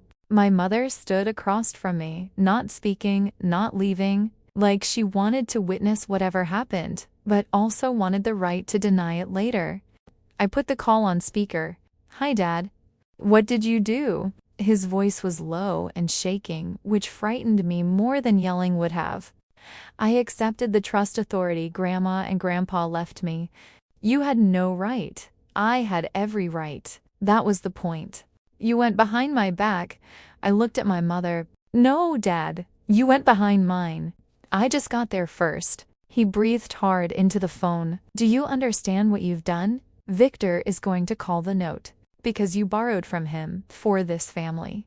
No, I said. For your debt. You don't know what you're talking about. Then explain it. Silence. I waited. My mother wrapped both arms around herself. Explain the $400,000, I said. Explain why Victor Hallen needed my signature. Explain why the document lets you sell horses and assign breeding proceeds. Explain why you told him you could get control of the ranch before you ever asked me. Dad's voice turned sharp. Lydia has been feeding you poison. Lydia didn't gamble. The silence that followed was not empty. It had teeth. My mother whispered. Daniel? Dad said, Mara, take me off speaker. No. Take me off speaker. No, Mom deserves to hear this too. He swore under his breath. That was the first time I heard my father swear at me. Not near me. Not around me. At me. Something inside me went very still. I said, was it business debt? He did not answer. Was it payroll? Inventory? Consulting expenses? Mara, was it any of those things? My mother's face had gone white. Dad said, it started as business. That is how confessions begin when people still want credit for telling the truth. It started as business, he repeated. Then I needed to cover a gap. There were bets. I had a system. My mother covered her mouth. I closed my eyes. A system. Every gambler thinks the hole is a staircase if he just keeps stepping down. I was winning at first, he said. Of course he was. That was the part that always made men, like my father, believe the lie had blessed them. I could have paid everything off, he continued. I was close. I opened my eyes. No, Dad, you were losing. You don't understand. I understand enough. No, you don't. You don't understand what it feels like to have everyone looking at you like you're supposed to provide. and everything is slipping. And one win, one good run could put it all back. There it was, the self-pity dressed up as pressure. I had imagined this moment for weeks, but in my imagination, I was angrier. In real life, I mostly felt tired. You could have told us. I was going to fix it. You were going to use me to fix it. He went quiet. I said it then, not as a performance, not as a line I had prepared, but because it was the cleanest truth in the room. You weren't asking me to save the family. You were asking me to cover your gambling losses, and you tried to do it by conning your own daughter. My mother made a sound like she had been hit. Dad said nothing. For a few seconds, all I heard was his breathing through the phone. Then he said very softly, "You think I wanted to?" That broke something in me, but not in the way he intended, because the answer was no. Maybe he had not wanted to. Maybe there had been shame. Maybe there had been fear. Maybe some part of him had hated himself while he put my name on that document. But he had still done it. "I don't care what you wanted," I said. "I care what you did." He hung up. My mother sank into the chair across from me. She looked smaller than she had 10 minutes before. For most of my life, I thought seeing my mother finally understand something would feel like relief. It did not. It felt like watching a house catch fire from the inside. She stared at the phone on the table. "Gambling?" she whispered. I said nothing. "How long?" "I don't know." She looked at me then, and for one terrible second, I thought she was going to ask me to comfort her. Maybe she almost did. But she must have seen something in my face because she stopped. I was grateful for that. At 10:04, Lydia called. I took the call in the laundry room. "Victor Hale's attorney contacted me," she said. "They acknowledge Daniel has no authority over the ranch." "What happens now to the ranch?" "Nothing immediate. It's protected." To Dad, that depends on his note. But from the tone of the communication, Victor intends to enforce the personal guarantee. What does that mean? Collection. Possible lawsuit. They may go after personal assets, accounts, vehicles, anything Daniel pledged individually. If your mother co-signed any portion, she may be exposed too. I leaned against the dryer. "Can they take our house?" "I do not know without seeing the documents." I closed my eyes. There it was. The part my mother would point to later. The part where everyone would say, if Mara had just signed, maybe the house would be safe. Lydia seemed to hear the thought. "Mara, before you blame yourself, remember this. If Daniel put the family home at risk for gambling debt, that happened before you refused to sign." I know, knowing and believing are different. I did not answer. She continued. Victor's attorney also asked whether the trust would consider buying out Daniel's note or offering a settlement to prevent litigation. I laughed once. It sounded ugly. "So, he still wants ranch money?" "Yes." "What did you say?" I said the trust would not pay Daniel Harroway's personal gambling debt. The words were so direct I had to sit down on the closed lid of the washing machine. "Thank you. That was Ruth's instruction too." I froze. "What?" Lydia was quiet for a moment. "Your grandmother anticipated that if Daniel's debts became severe, someone might try to pressure the trust to pay them under the argument of preserving family stability. She wrote a specific prohibition against using ranch funds for personal debts of non-beneficiaries, including gambling debts." I covered my mouth. Grandma Ruth had not just seen the storm. She had named the rain. She really knew, I whispered. "Yes," I cried then, but not like before, not helpless crying. Something else. Something that hurt and steadied me at the same time. After I hung up, I went back to the kitchen. My mother was still sitting at the table. She had not moved. I told her what Lydia said, that the trust could not be used to pay Dad's gambling debt even if I wanted it to. Her face twisted. "So that's it. That's it for the ranch? And for us?" "I don't know. You don't know." "No." She stood so abruptly the chair scraped to the floor. "You sound just like Ruth." I flinched. She saw it and did not stop. Cold, certain, always so sure the rest of us are weak because we don't turn every hard thing into a legal document. I stared at her. Grandma protected me. She turned you against your father. No, Mom, Dad did that when he tried to trick me. He is sick, then he needs help. He needs a way out first. There it was. The sentence that told me my mother understood more than she was willing to admit. I looked at her, this woman who had taught me how to braid my hair, who knew I hated peas, who stayed up with me when I had a fever at 7, who had also sat on my bed and asked me to be reasonable while my father put my future in a folder. No, I said. He needs consequences before he gets another way out. Otherwise, I'm not helping him recover. I'm helping him reset the table. She recoiled. That is a cruel thing to say. It's a true thing. You're 18. You think truth is simple. No, I think you've made excuses so long that honesty feels cruel when someone finally says it out loud. Her hand lifted slightly, not to hit me, I do not think, but as if the urge to stop my words had reached her body before her mind caught up. Then she lowered it. We both saw it. Neither of us spoke. The front door opened at 11:37. Dad came in. He looked older. That was my first thought. Not ruined. Not sorry. Older. His shirt collar was open. His hair had dried badly. He carried the leather folder, but now it hung from his hand instead of being held against his chest like a weapon.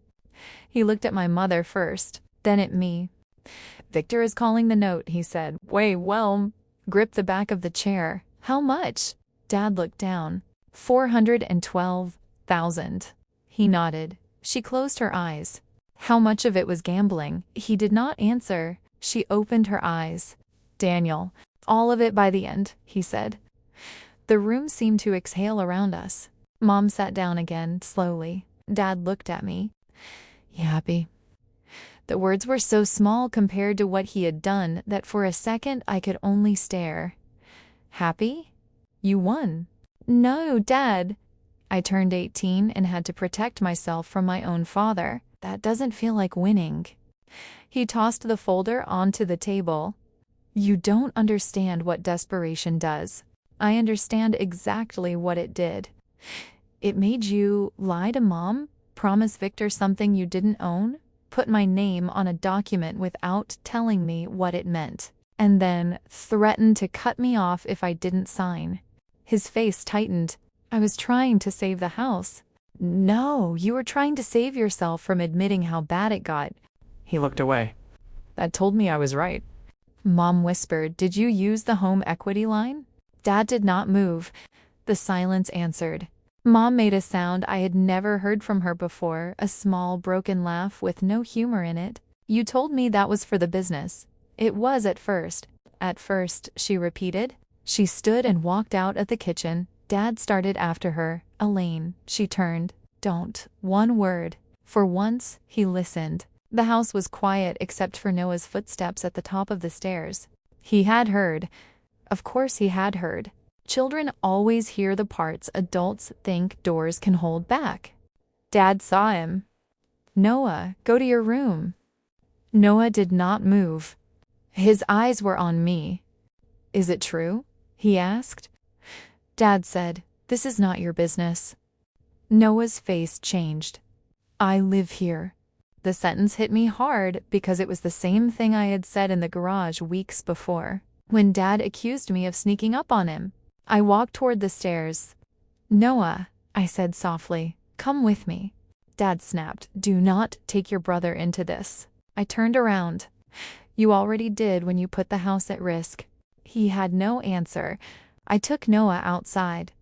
We sat on the front steps in the cold, both of us without coats, because neither of us wanted to go back inside for one. For a while he just stared at the driveway.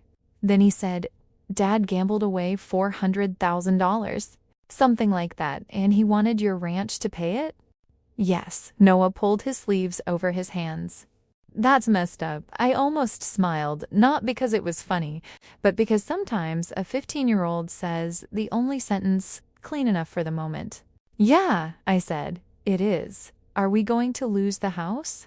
"I don't know. Are you leaving?" I looked toward the street. A neighbor walked a small white dog past our mailbox and pretended not to look at us. "I don't know that either." He nodded. Then very quietly he said, "I'm sorry." I turned to him. "For what?" "I thought you were being selfish."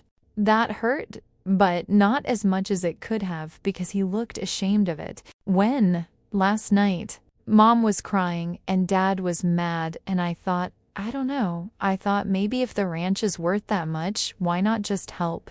I looked at my little brother, taller than me now, and still somehow a child. "That's what they wanted everyone to think." He swallowed, but he lied. "Yes." "And if you signed, he would have gotten all of it?" "Maybe not all at once, but enough control to do a lot of damage." Noah stared at his shoes. Grandma knew? She knew enough to protect it. She was scary. This time I did smile. She was. "I miss her." "Me too." He leaned his shoulder against mine. For a few minutes we sat like that, two kids outside a house that no longer felt like shelter. At 1:15, Lydia sent me a copy of the formal response she had sent Victor Hale's attorney. I read it twice on the front steps while Noah watched ants move along a crack in the concrete. The language was polite and firm. Daniel Harroway has no ownership interest in Harroway Ranch. Daniel Harroway has no authority to bind the trust. The trust will not satisfy personal debts of Daniel Harroway. Any attempt to interfere with trust assets will be met with immediate legal action. There was no emotion in it, no heartbreak, no birthday cake still drying on the counter, no mother crying in the next room, no grandfather by a fence post, no grandmother in the tech room with a sealed envelope, just lines of text building a wall. I used to think walls were cruel. That day I learned some walls are how love survives people who keep opening doors they should not. By evening, the first consequence arrived. A certified letter for my father. He signed for it at the door with a hand that shook, though he tried to hide it. Victor Halley was demanding full repayment under the note within 10 business days. If not paid, he would proceed with collection on all personally guaranteed assets and pursue legal remedies for misrepresentation. Misrepresentation, another clean word for a dirty thing. Dad read the letter in the living room. Mom stood across from him with her arms folded. Noah was upstairs. I was in the hallway, not hiding exactly, not welcome either. Dad lowered the paper. "He's bluffing." Mom laughed once. "You said the same thing about the games." He looked at her. She did not look away. That was new. She said, "How many accounts, Daniel?" He rubbed his face. "Elaine, how many? I don't know." "You don't know?" I lost track. I closed my eyes. Lost track. Like money was a set of keys. Like his daughter's ranch was a spare set he had expected to find in a drawer. Mom sat down. "I need statements." Dad shook his head. "Not now. Now, Mara doesn't need to hear this." I stepped into the living room. "Mara has been hearing this for years. You just called it other things." He looked at me with something close to hatred. It passed quickly, but I saw it. And because I saw it, I finally stopped waiting for the father who taught me to ride a bike to walk back into the room and save me from the father who tried to take my ranch. They were the same man. That was the part I had been trying not to understand. He said, "Get out." Mom looked up. "Daniel," he pointed toward the stairs. "Go to your room, Mara." I was 18 years old, still in the house where I grew up, still being sent away from the consequences of a debt he had tried to make mine. I said no. His hand dropped. "What?" "No, I'm done leaving rooms so you can tell a cleaner version of what happened." The air changed. Mom looked at me like she did not know whether to be afraid for me or of me. Dad took one step forward. "You think you're grown because some lawyer filed papers?" "No, I think I'm grown because last night you made me choose between being your daughter and being your collateral. And I finally understood I couldn't be both." He stopped. That one reached him. For a moment, I saw shame. Then he looked away, and I knew shame was not enough. Shame had never been enough for him. It only slowed him down until the next chance to win appeared. I went upstairs after that, not because he sent me, but because I chose to. There is a difference. I packed a bag, jeans, boots, 2 sweaters, Grandma's note, my laptop. The framed photo of Grandpa Silas and me standing by the west fence when I was 12. I put Lydia's card in my wallet, though I had memorized the number by then. Noah stood in my doorway. "You're leaving? For tonight? To the ranch?" "Yeah, can you do that?" I zipped the bag. "It's mine." The words felt strange, not triumphant, heavy. Noah nodded. "Text me when you get there, I will." He hugged me again, longer this time. When I came downstairs, Mom was in the kitchen.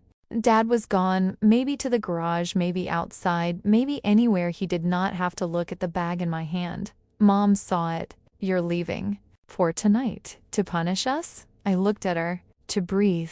That answer took the fight out of her for a second. She gripped the counter. "I don't know how to fix this." I thought of all the times I had wanted her to say those exact words, not defend him, not soften it, not ask me to understand, just admit that something was broken. "You don't have to fix it tonight," I said. Her eyes filled again. "But I need you to stop asking me to be the thing that pays for it." She covered her mouth. I waited, not because I expected an apology, but because some part of me still wanted one. It did not come, so I left. The drive to Harroway Ranch took 52 minutes that night. I know because I watched the clock on the dashboard like it was counting me back into my own body. Briar Falls disappeared behind me, then the strip malls, then the last gas station, then the county road with cracked pavement. By the time my headlights caught the first fence line, I could breathe deeper.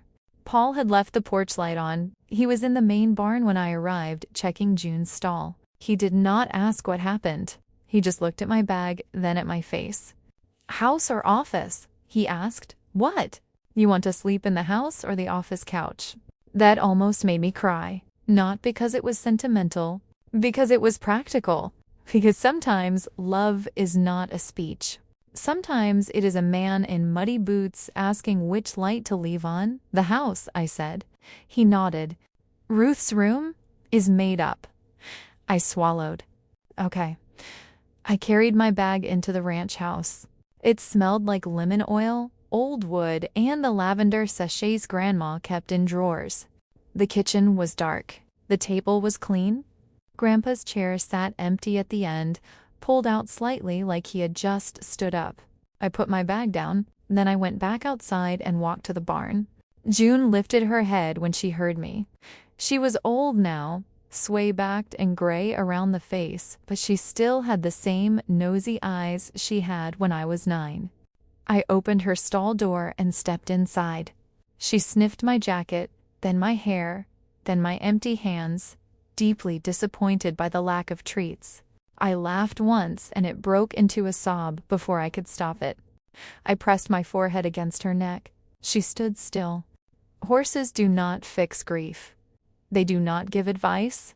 They do not tell you to forgive before you are ready, or remind you that family is complicated when you are the one bleeding from the complication. They just breathe, warm, steady, alive. I stood there with June until my own breathing matched hers. That night, I slept in Grandma Ruth's room under a quilt that smelled faintly of cedar. Before I turned off the lamp, I read her note one more time. Protect the ranch, protect the horses, and protect yourself. This time, I did not wonder if I had done the right thing. I wondered how long it would take everyone else to stop calling it wrong. The next morning, I woke up before the alarm. For a few seconds, I did not remember where I was. The ceiling was lower than mine at home. The curtains were white instead of blue, and the air smelled like cedar, old cotton, and the lavender sachets Grandma Ruth used to tuck into drawers. Then I heard a horse snicker outside, low and impatient, and everything came back. My birthday dinner, the leather folder, my father's face when I said I would read it, Lydia's voice at midnight, Victor Hale calling the note, my mother asking if I was leaving to punish them. I lay still under Grandma's quilt and stared at the ceiling. I had imagined that protecting the ranch would feel powerful, maybe not happy exactly, but clear. Instead, I felt hollowed out, like someone had scooped the daughter out of me and left only the person who had to sign papers because no one else could be trusted. At 6:05, Paul knocked once on the bedroom door. "Coffee's on," he called. "June's yelling." I almost smiled. June was not yelling. June was requesting breakfast with the emotional force of a horse who believed she had never been fed in her life. I dressed in yesterday's jeans and one of Grandma's old flannels from the closet. It hung loose on me and smelled faintly like the cedar drawer. I rolled the sleeves twice, then went downstairs. Paul was at the kitchen table with a mug of coffee and a feed list.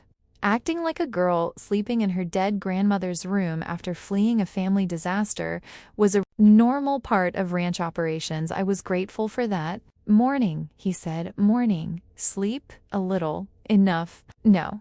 He nodded as if that was a practical answer. "There's eggs if you want them. I'm not hungry. You will be after stalls." That was the kindest thing anyone could have said to me. Not "Are you okay?" Not "Everything happens for a reason." Not "Your father loves you in his own way." Just stalls. Work. Something my hands could do while the rest of me caught up. So I fed horses. I measured grain, checked water, opened stall doors, replaced a broken snap on June's feed bucket, and walked the row slowly, touching noses, reading ears, noticing who was cranky, who was bright, who had slept lying down because shavings were stuck to one side. The ranch did not ask me what I felt. It asked me what needed doing. That morning, that saved me. At 8:30, Lydia called. I answered from the tack room, sitting on the old wooden trunk where Grandma kept winter wraps. "How are you?" she asked. "Awake." "That may have to be enough today. What's happening?" Victor Hale's attorney has formally acknowledged that the trust will not satisfy Daniel's debt. They are proceeding against Daniel personally. I expect a civil complaint if he cannot negotiate payment. I closed my eyes. Can they take the house? I reviewed the preliminary information Daniel's attorney sent this morning. Dad has an attorney? He does now. I let out a breath. And there is a home equity line, and your mother appears to have signed at least one refinance document last year. Whether those funds were used for gambling or business may matter between them, but it does not change the lender's rights if the paperwork is valid. I leaned my head back against the wall. So yes, possibly. Not immediately, but yes, the house may be at risk. There it was, the sentence that would haunt every family conversation from that point forward. The house may be at risk, not because of me, not because of the ranch, because my father had taken money, lost money, borrowed more money, lied about money, and then tried to reach through me for the only thing he had not already damaged. Knowing that did not make it painless. It only kept the blame from moving into my body and setting up a home there. "What about the ranch?" I asked. "The ranch is secure." Secure. A small word that felt bigger than the room I was sitting in. Can Victor challenge it? He can try to create pressure, but he has no claim against trust assets for Daniel's personal debt. Ruth anticipated that argument very clearly. I looked toward the open tack room door. Morning light was falling across the aisle, turning dust into gold. "She saved me from him," I said. "Yes," Lydia said. "And she saved you from feeling like you had to become him to survive him." That one stayed with me, because I had been afraid of that too. I had been afraid that protecting myself would make me cold. I had been afraid that saying no to my father would make me selfish. I had been afraid that the only way to keep the ranch was to become hard in the same way he had become desperate. But Grandma Ruth had not been hard. She had been clear. There is a difference. By noon, the phone calls started. My father called first. I did not answer. Then my mother. Then my father again. Then a text from Mom. "Please come home. We need to talk as a family." I stared at the message for a long time. As a family. The phrase still had power over me. That was what made it dangerous. Even after everything, some part of me wanted to get in the car, drive back to Briar Falls, sit at the kitchen table, and hear my father say he was sorry in a way that repaired the last 24 hours. But apologies do not undo documents, and sorry does not become safe just because you want it badly. I texted back, I'll meet you and Dad tomorrow at Miller's Cafe at a sheer public place. No papers. My mother replied 3 minutes later, that is humiliating. I typed, then deleted 3 different answers. Finally, I wrote, so was being handed a folder at my birthday dinner. She did not reply.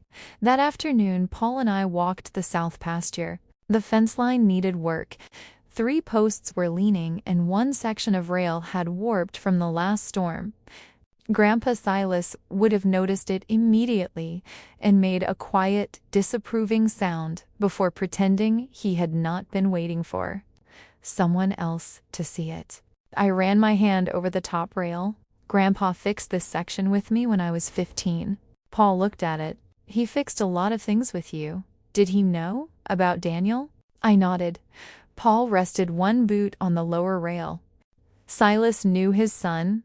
Maybe not every detail, but enough. Did he hate him? No. That answer hurt more than yes. Paul looked out across the pasture, where willow grazed near the far shade. Parents can love a child and still stop trusting them with matches. I thought of my father crying at both funerals. Real tears. Real grief. Real love, maybe. And still, he had tried to con me. That was the part one kept circling. Not whether he loved me, not whether he loved his parents. I think he did.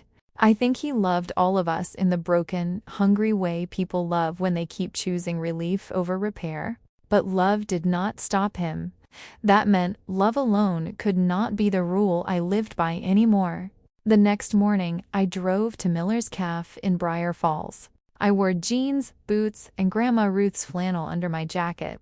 Not because I wanted to make a statement, though maybe part of me did. Mostly because it made me feel less alone. My parents were already there when I arrived. My mother sat upright in a corner booth with her purse in her lap, both hands folded over it. My father sat beside her, staring at a mug of coffee he had not touched. He looked like he had aged a year in 2 days.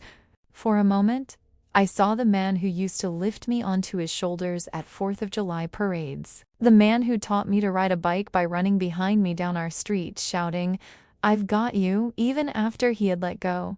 The man who once drove across town at midnight because I left a school project at the library and cried like the world was ending. Then he looked up, and the man at the diner came back. The man who had said, "Get out." The man who had asked for my signature without telling me what it would cost.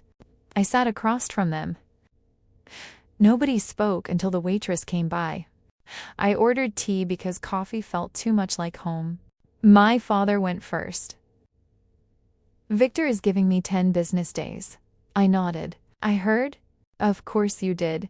His tone had an edge. My mother touched his arm, but he pulled away. I looked at him. "If you came here to blame Lydia for telling me things, this will be a short conversation." His jaw tightened. "I came here because we may lose the house." "I know. Your brother lives there." "I know. Your mother lives there." "I know." He leaned forward. "Then how can you sit there and say no?" I had expected that question. I had practiced answers in the car. None of them felt right now that he was in front of me. So I told the truth. "Because you are not asking me for help. You are asking me to erase the consequences." His face hardened. "That is a very easy thing to say from a ranch worth over $1 million. You mean the ranch you told me was too complicated for me to understand?" He looked away. My mother spoke, then quietly. "Mara, your father has agreed to seek counseling." I looked at him. "Have you?" He did not answer quickly enough. "Mom said he will." I turned back to her. "That is not the same." She flinched. I hated that I noticed. I hated that I still cared. Dad said, "What do you want from me?" "You want me to crawl? Say I'm an addict." "Fine, I'm an addict." "Is that what you need to hear?" "No," I said. "I need you to stop using confession as another way to get what you want." The booth went silent. The waitress set down my tea and disappeared quickly because even strangers can feel when a table is not safe. Dad's eyes were red. "I messed up." "Yes, I'm trying to fix it." "No, you tried to fix it with my signature. Now that it didn't work, you're calling that recovery." My mother whispered Mara. I looked at her. "I'm not saying he can't recover. I hope he does." I hope he gets help and tells the truth and never places another bet again. But I am not paying Victor Hale with ranch money, and I am not letting either of you call that cruelty." Dad leaned back, laughing under his breath. "Ruth really did a number on you." That was the last soft place in me for that conversation. "No," I said. "Grandma Ruth taught me the difference between a promise and a guilt trip." His face changed. I continued, "You promised Victor something you did not own.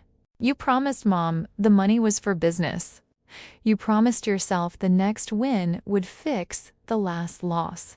And then you handed me a document that would have let you sell horses and borrow against the ranch while calling it temporary. I am not the reason those promises are breaking." My mother stared down at her hands. Dad said nothing. I took a breath. "I will help Noah with school supplies, rides, whatever he needs. If Mom needs help finding statements or talking to an attorney of her own, I'll help with that. If you actually go to a gambling counselor, I will drive you once if you need me to." "Once. But the ranch will not pay your debt. The horses will not pay your debt. Grandma and Grandpa's work will not pay your debt. And I will not become collateral for your addiction." Dad looked at me then. Really looked.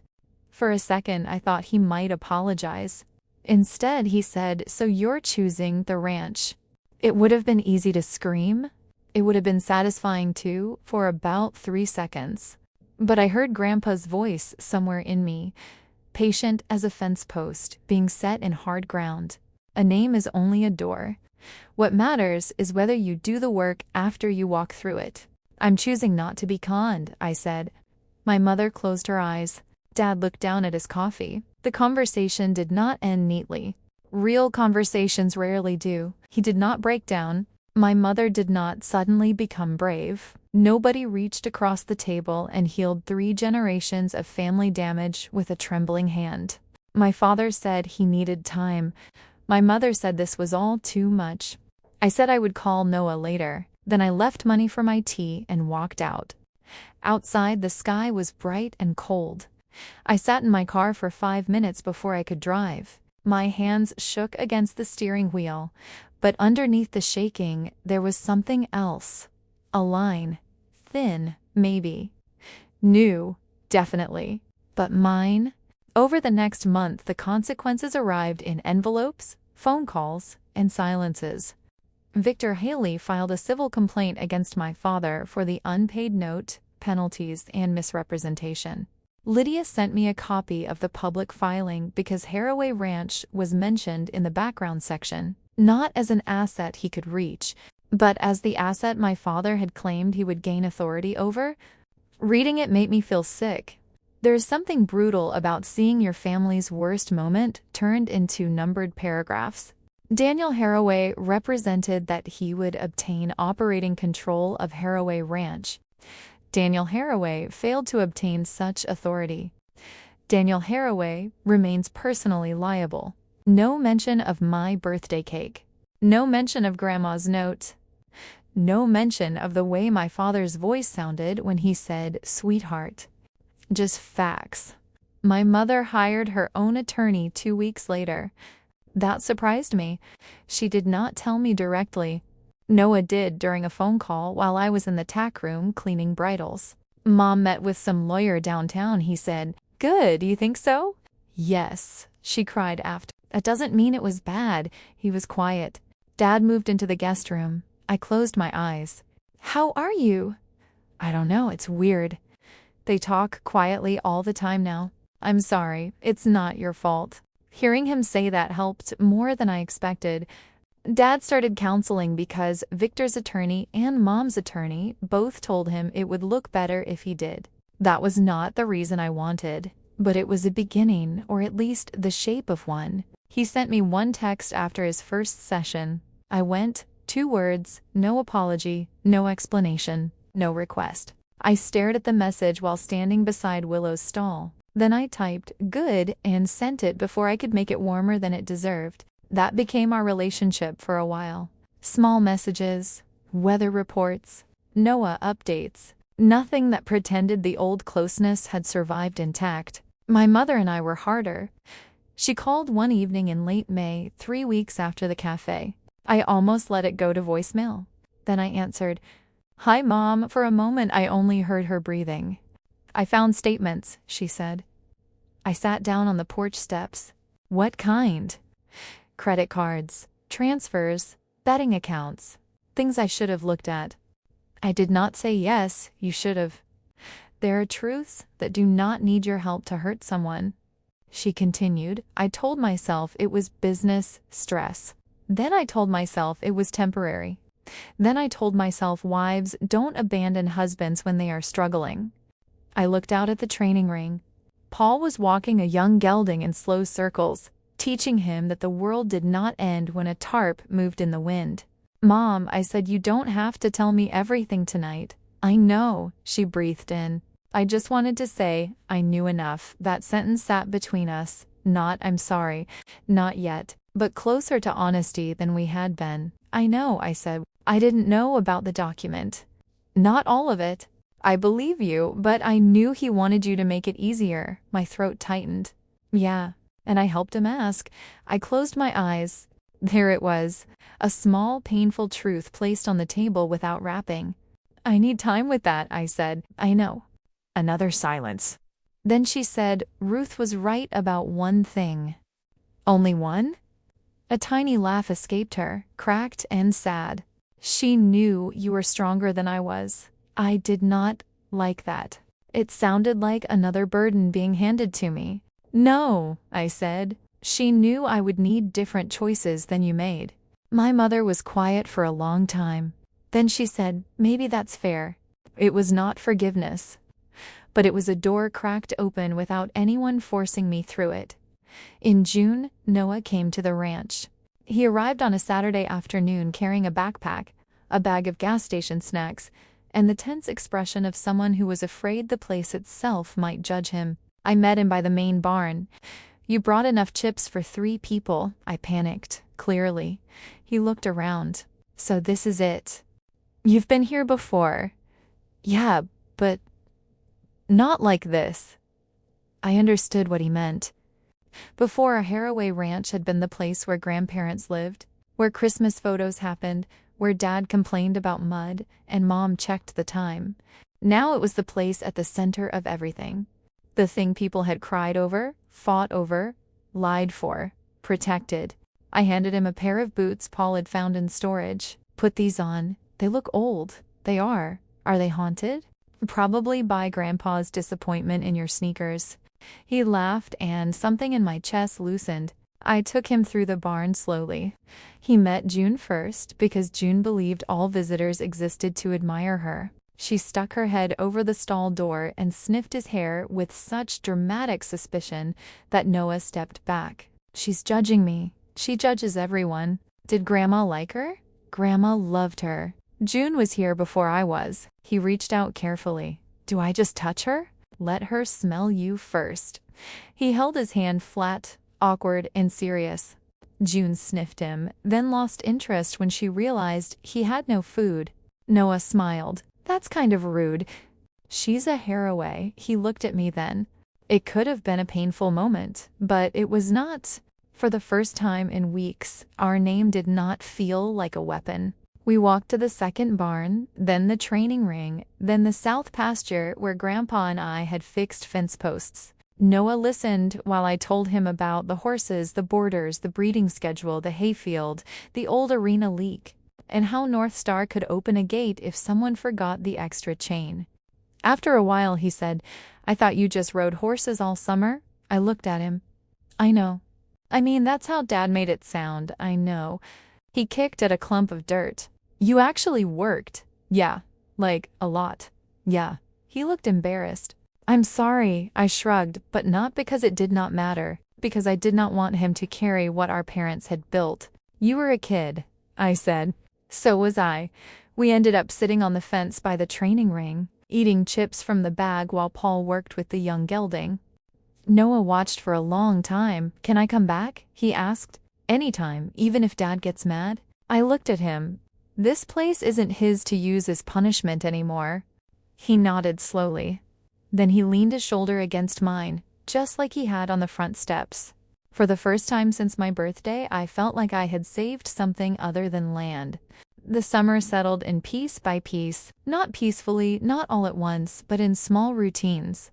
I moved most of my things into Grandma Ruth's old room. Lydia helped me set up formal communication with boarders and vendors. Paul walked me through the parts of ranch management Grandma had not lived long enough to teach me. I enrolled in Ridgemont College for equine business and agricultural management, close enough to drive to campus 3 days a week and still be back for evening feed. My father did not come to the ranch. That was part of the legal advice, but I think it was also shame. My mother came once in late July. She called first. That mattered. Would it be okay if I came by? She asked. Not, I'm coming, not, we need to talk. Would it be okay? I said yes. She arrived wearing jeans I had not seen in years and shoes that were wrong for the mud. She stood by the main barn, looking smaller against it than I remembered. I forgot how big it feels out here, she said. It's not that big. It is when you don't know what you're looking at. That was honest enough that I let it stand. We walked to the office. I showed her the binders, the ledger, the contracts, the whiteboard, the schedule for vet visits and farrier appointments. She touched the edge of Grandma's desk like it might still be warm. She tried to show me once, Mom said. What? The books. Years ago, before your grandfather got sick. I told her Daniel handled numbers better than I did. I said nothing. She gave a small, bitter smile.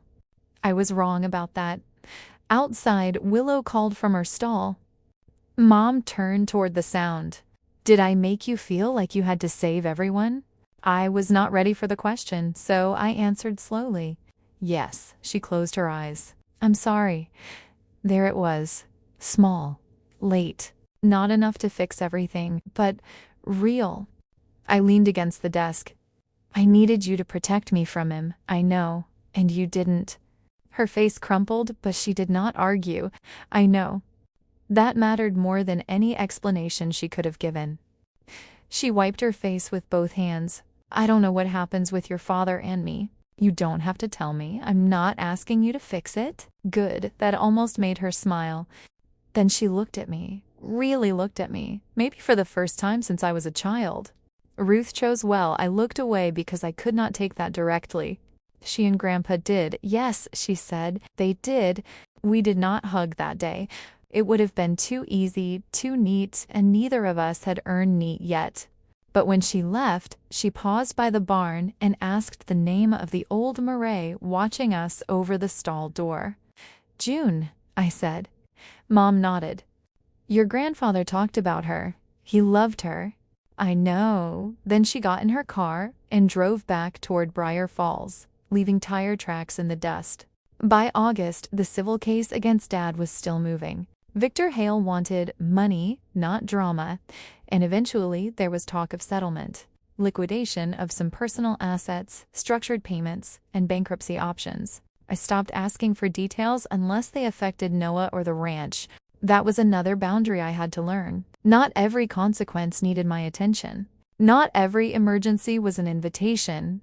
Not every ringing phone was a summons. Dad sent longer texts sometimes. I'm sorry for putting you in that position. I didn't see how far gone I was. I'm trying. I did not always answer. When I did, I kept it simple. I hope you keep going. Talk to your counselor about that. Please send Noah's schedule to Mom and me both. Part of me worried that made me cold. Then I remembered Grandma's voice. People who plan to use you always call your boundaries cruelty.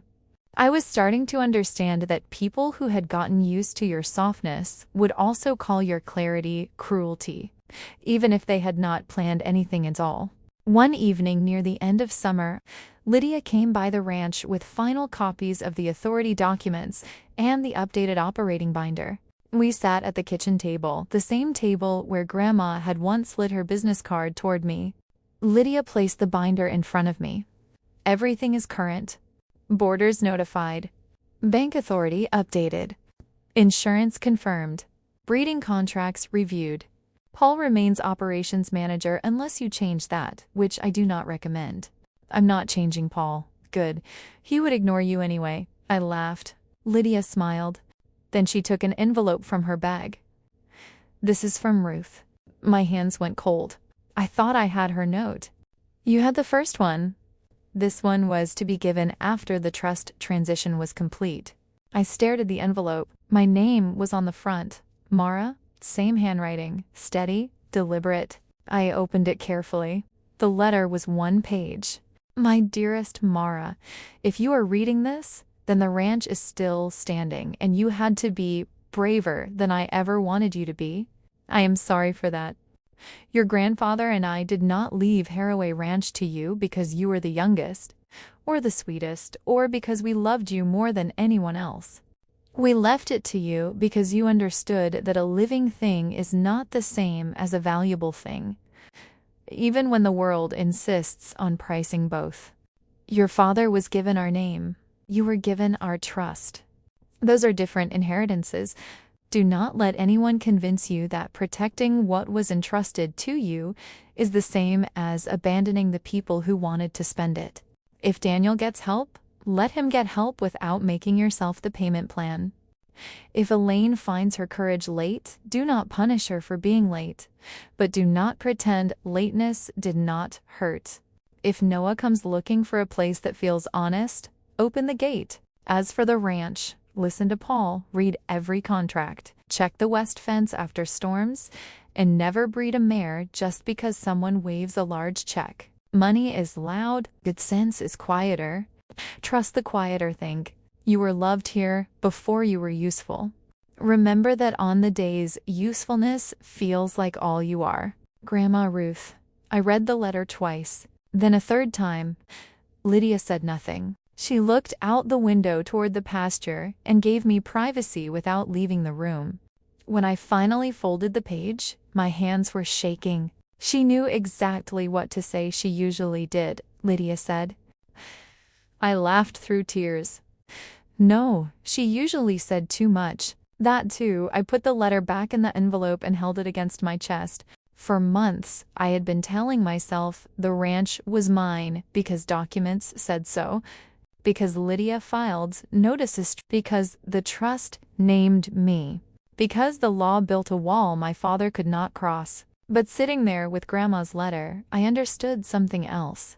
The ranch was mine because I had been loved into responsibility, one summer at a time, one stall, one fence post, one frightened foal, one hard truth at a time. In September, the first foal born under my management arrived before dawn. Willow's daughter, a chestnut filly with a crooked white star and legs that looked too long for the rest of her body. Paul called me at 4:12 a.m. You'll want to come to the barn. I ran.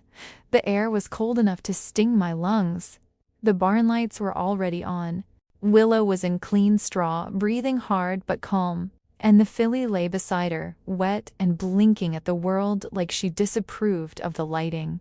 I stood at the stall door. For 1 second I was 13 again, watching Chance try to stand while Grandma Ruth told me to breathe like I meant it. Paul glanced at me. You okay? I nodded, though I was crying.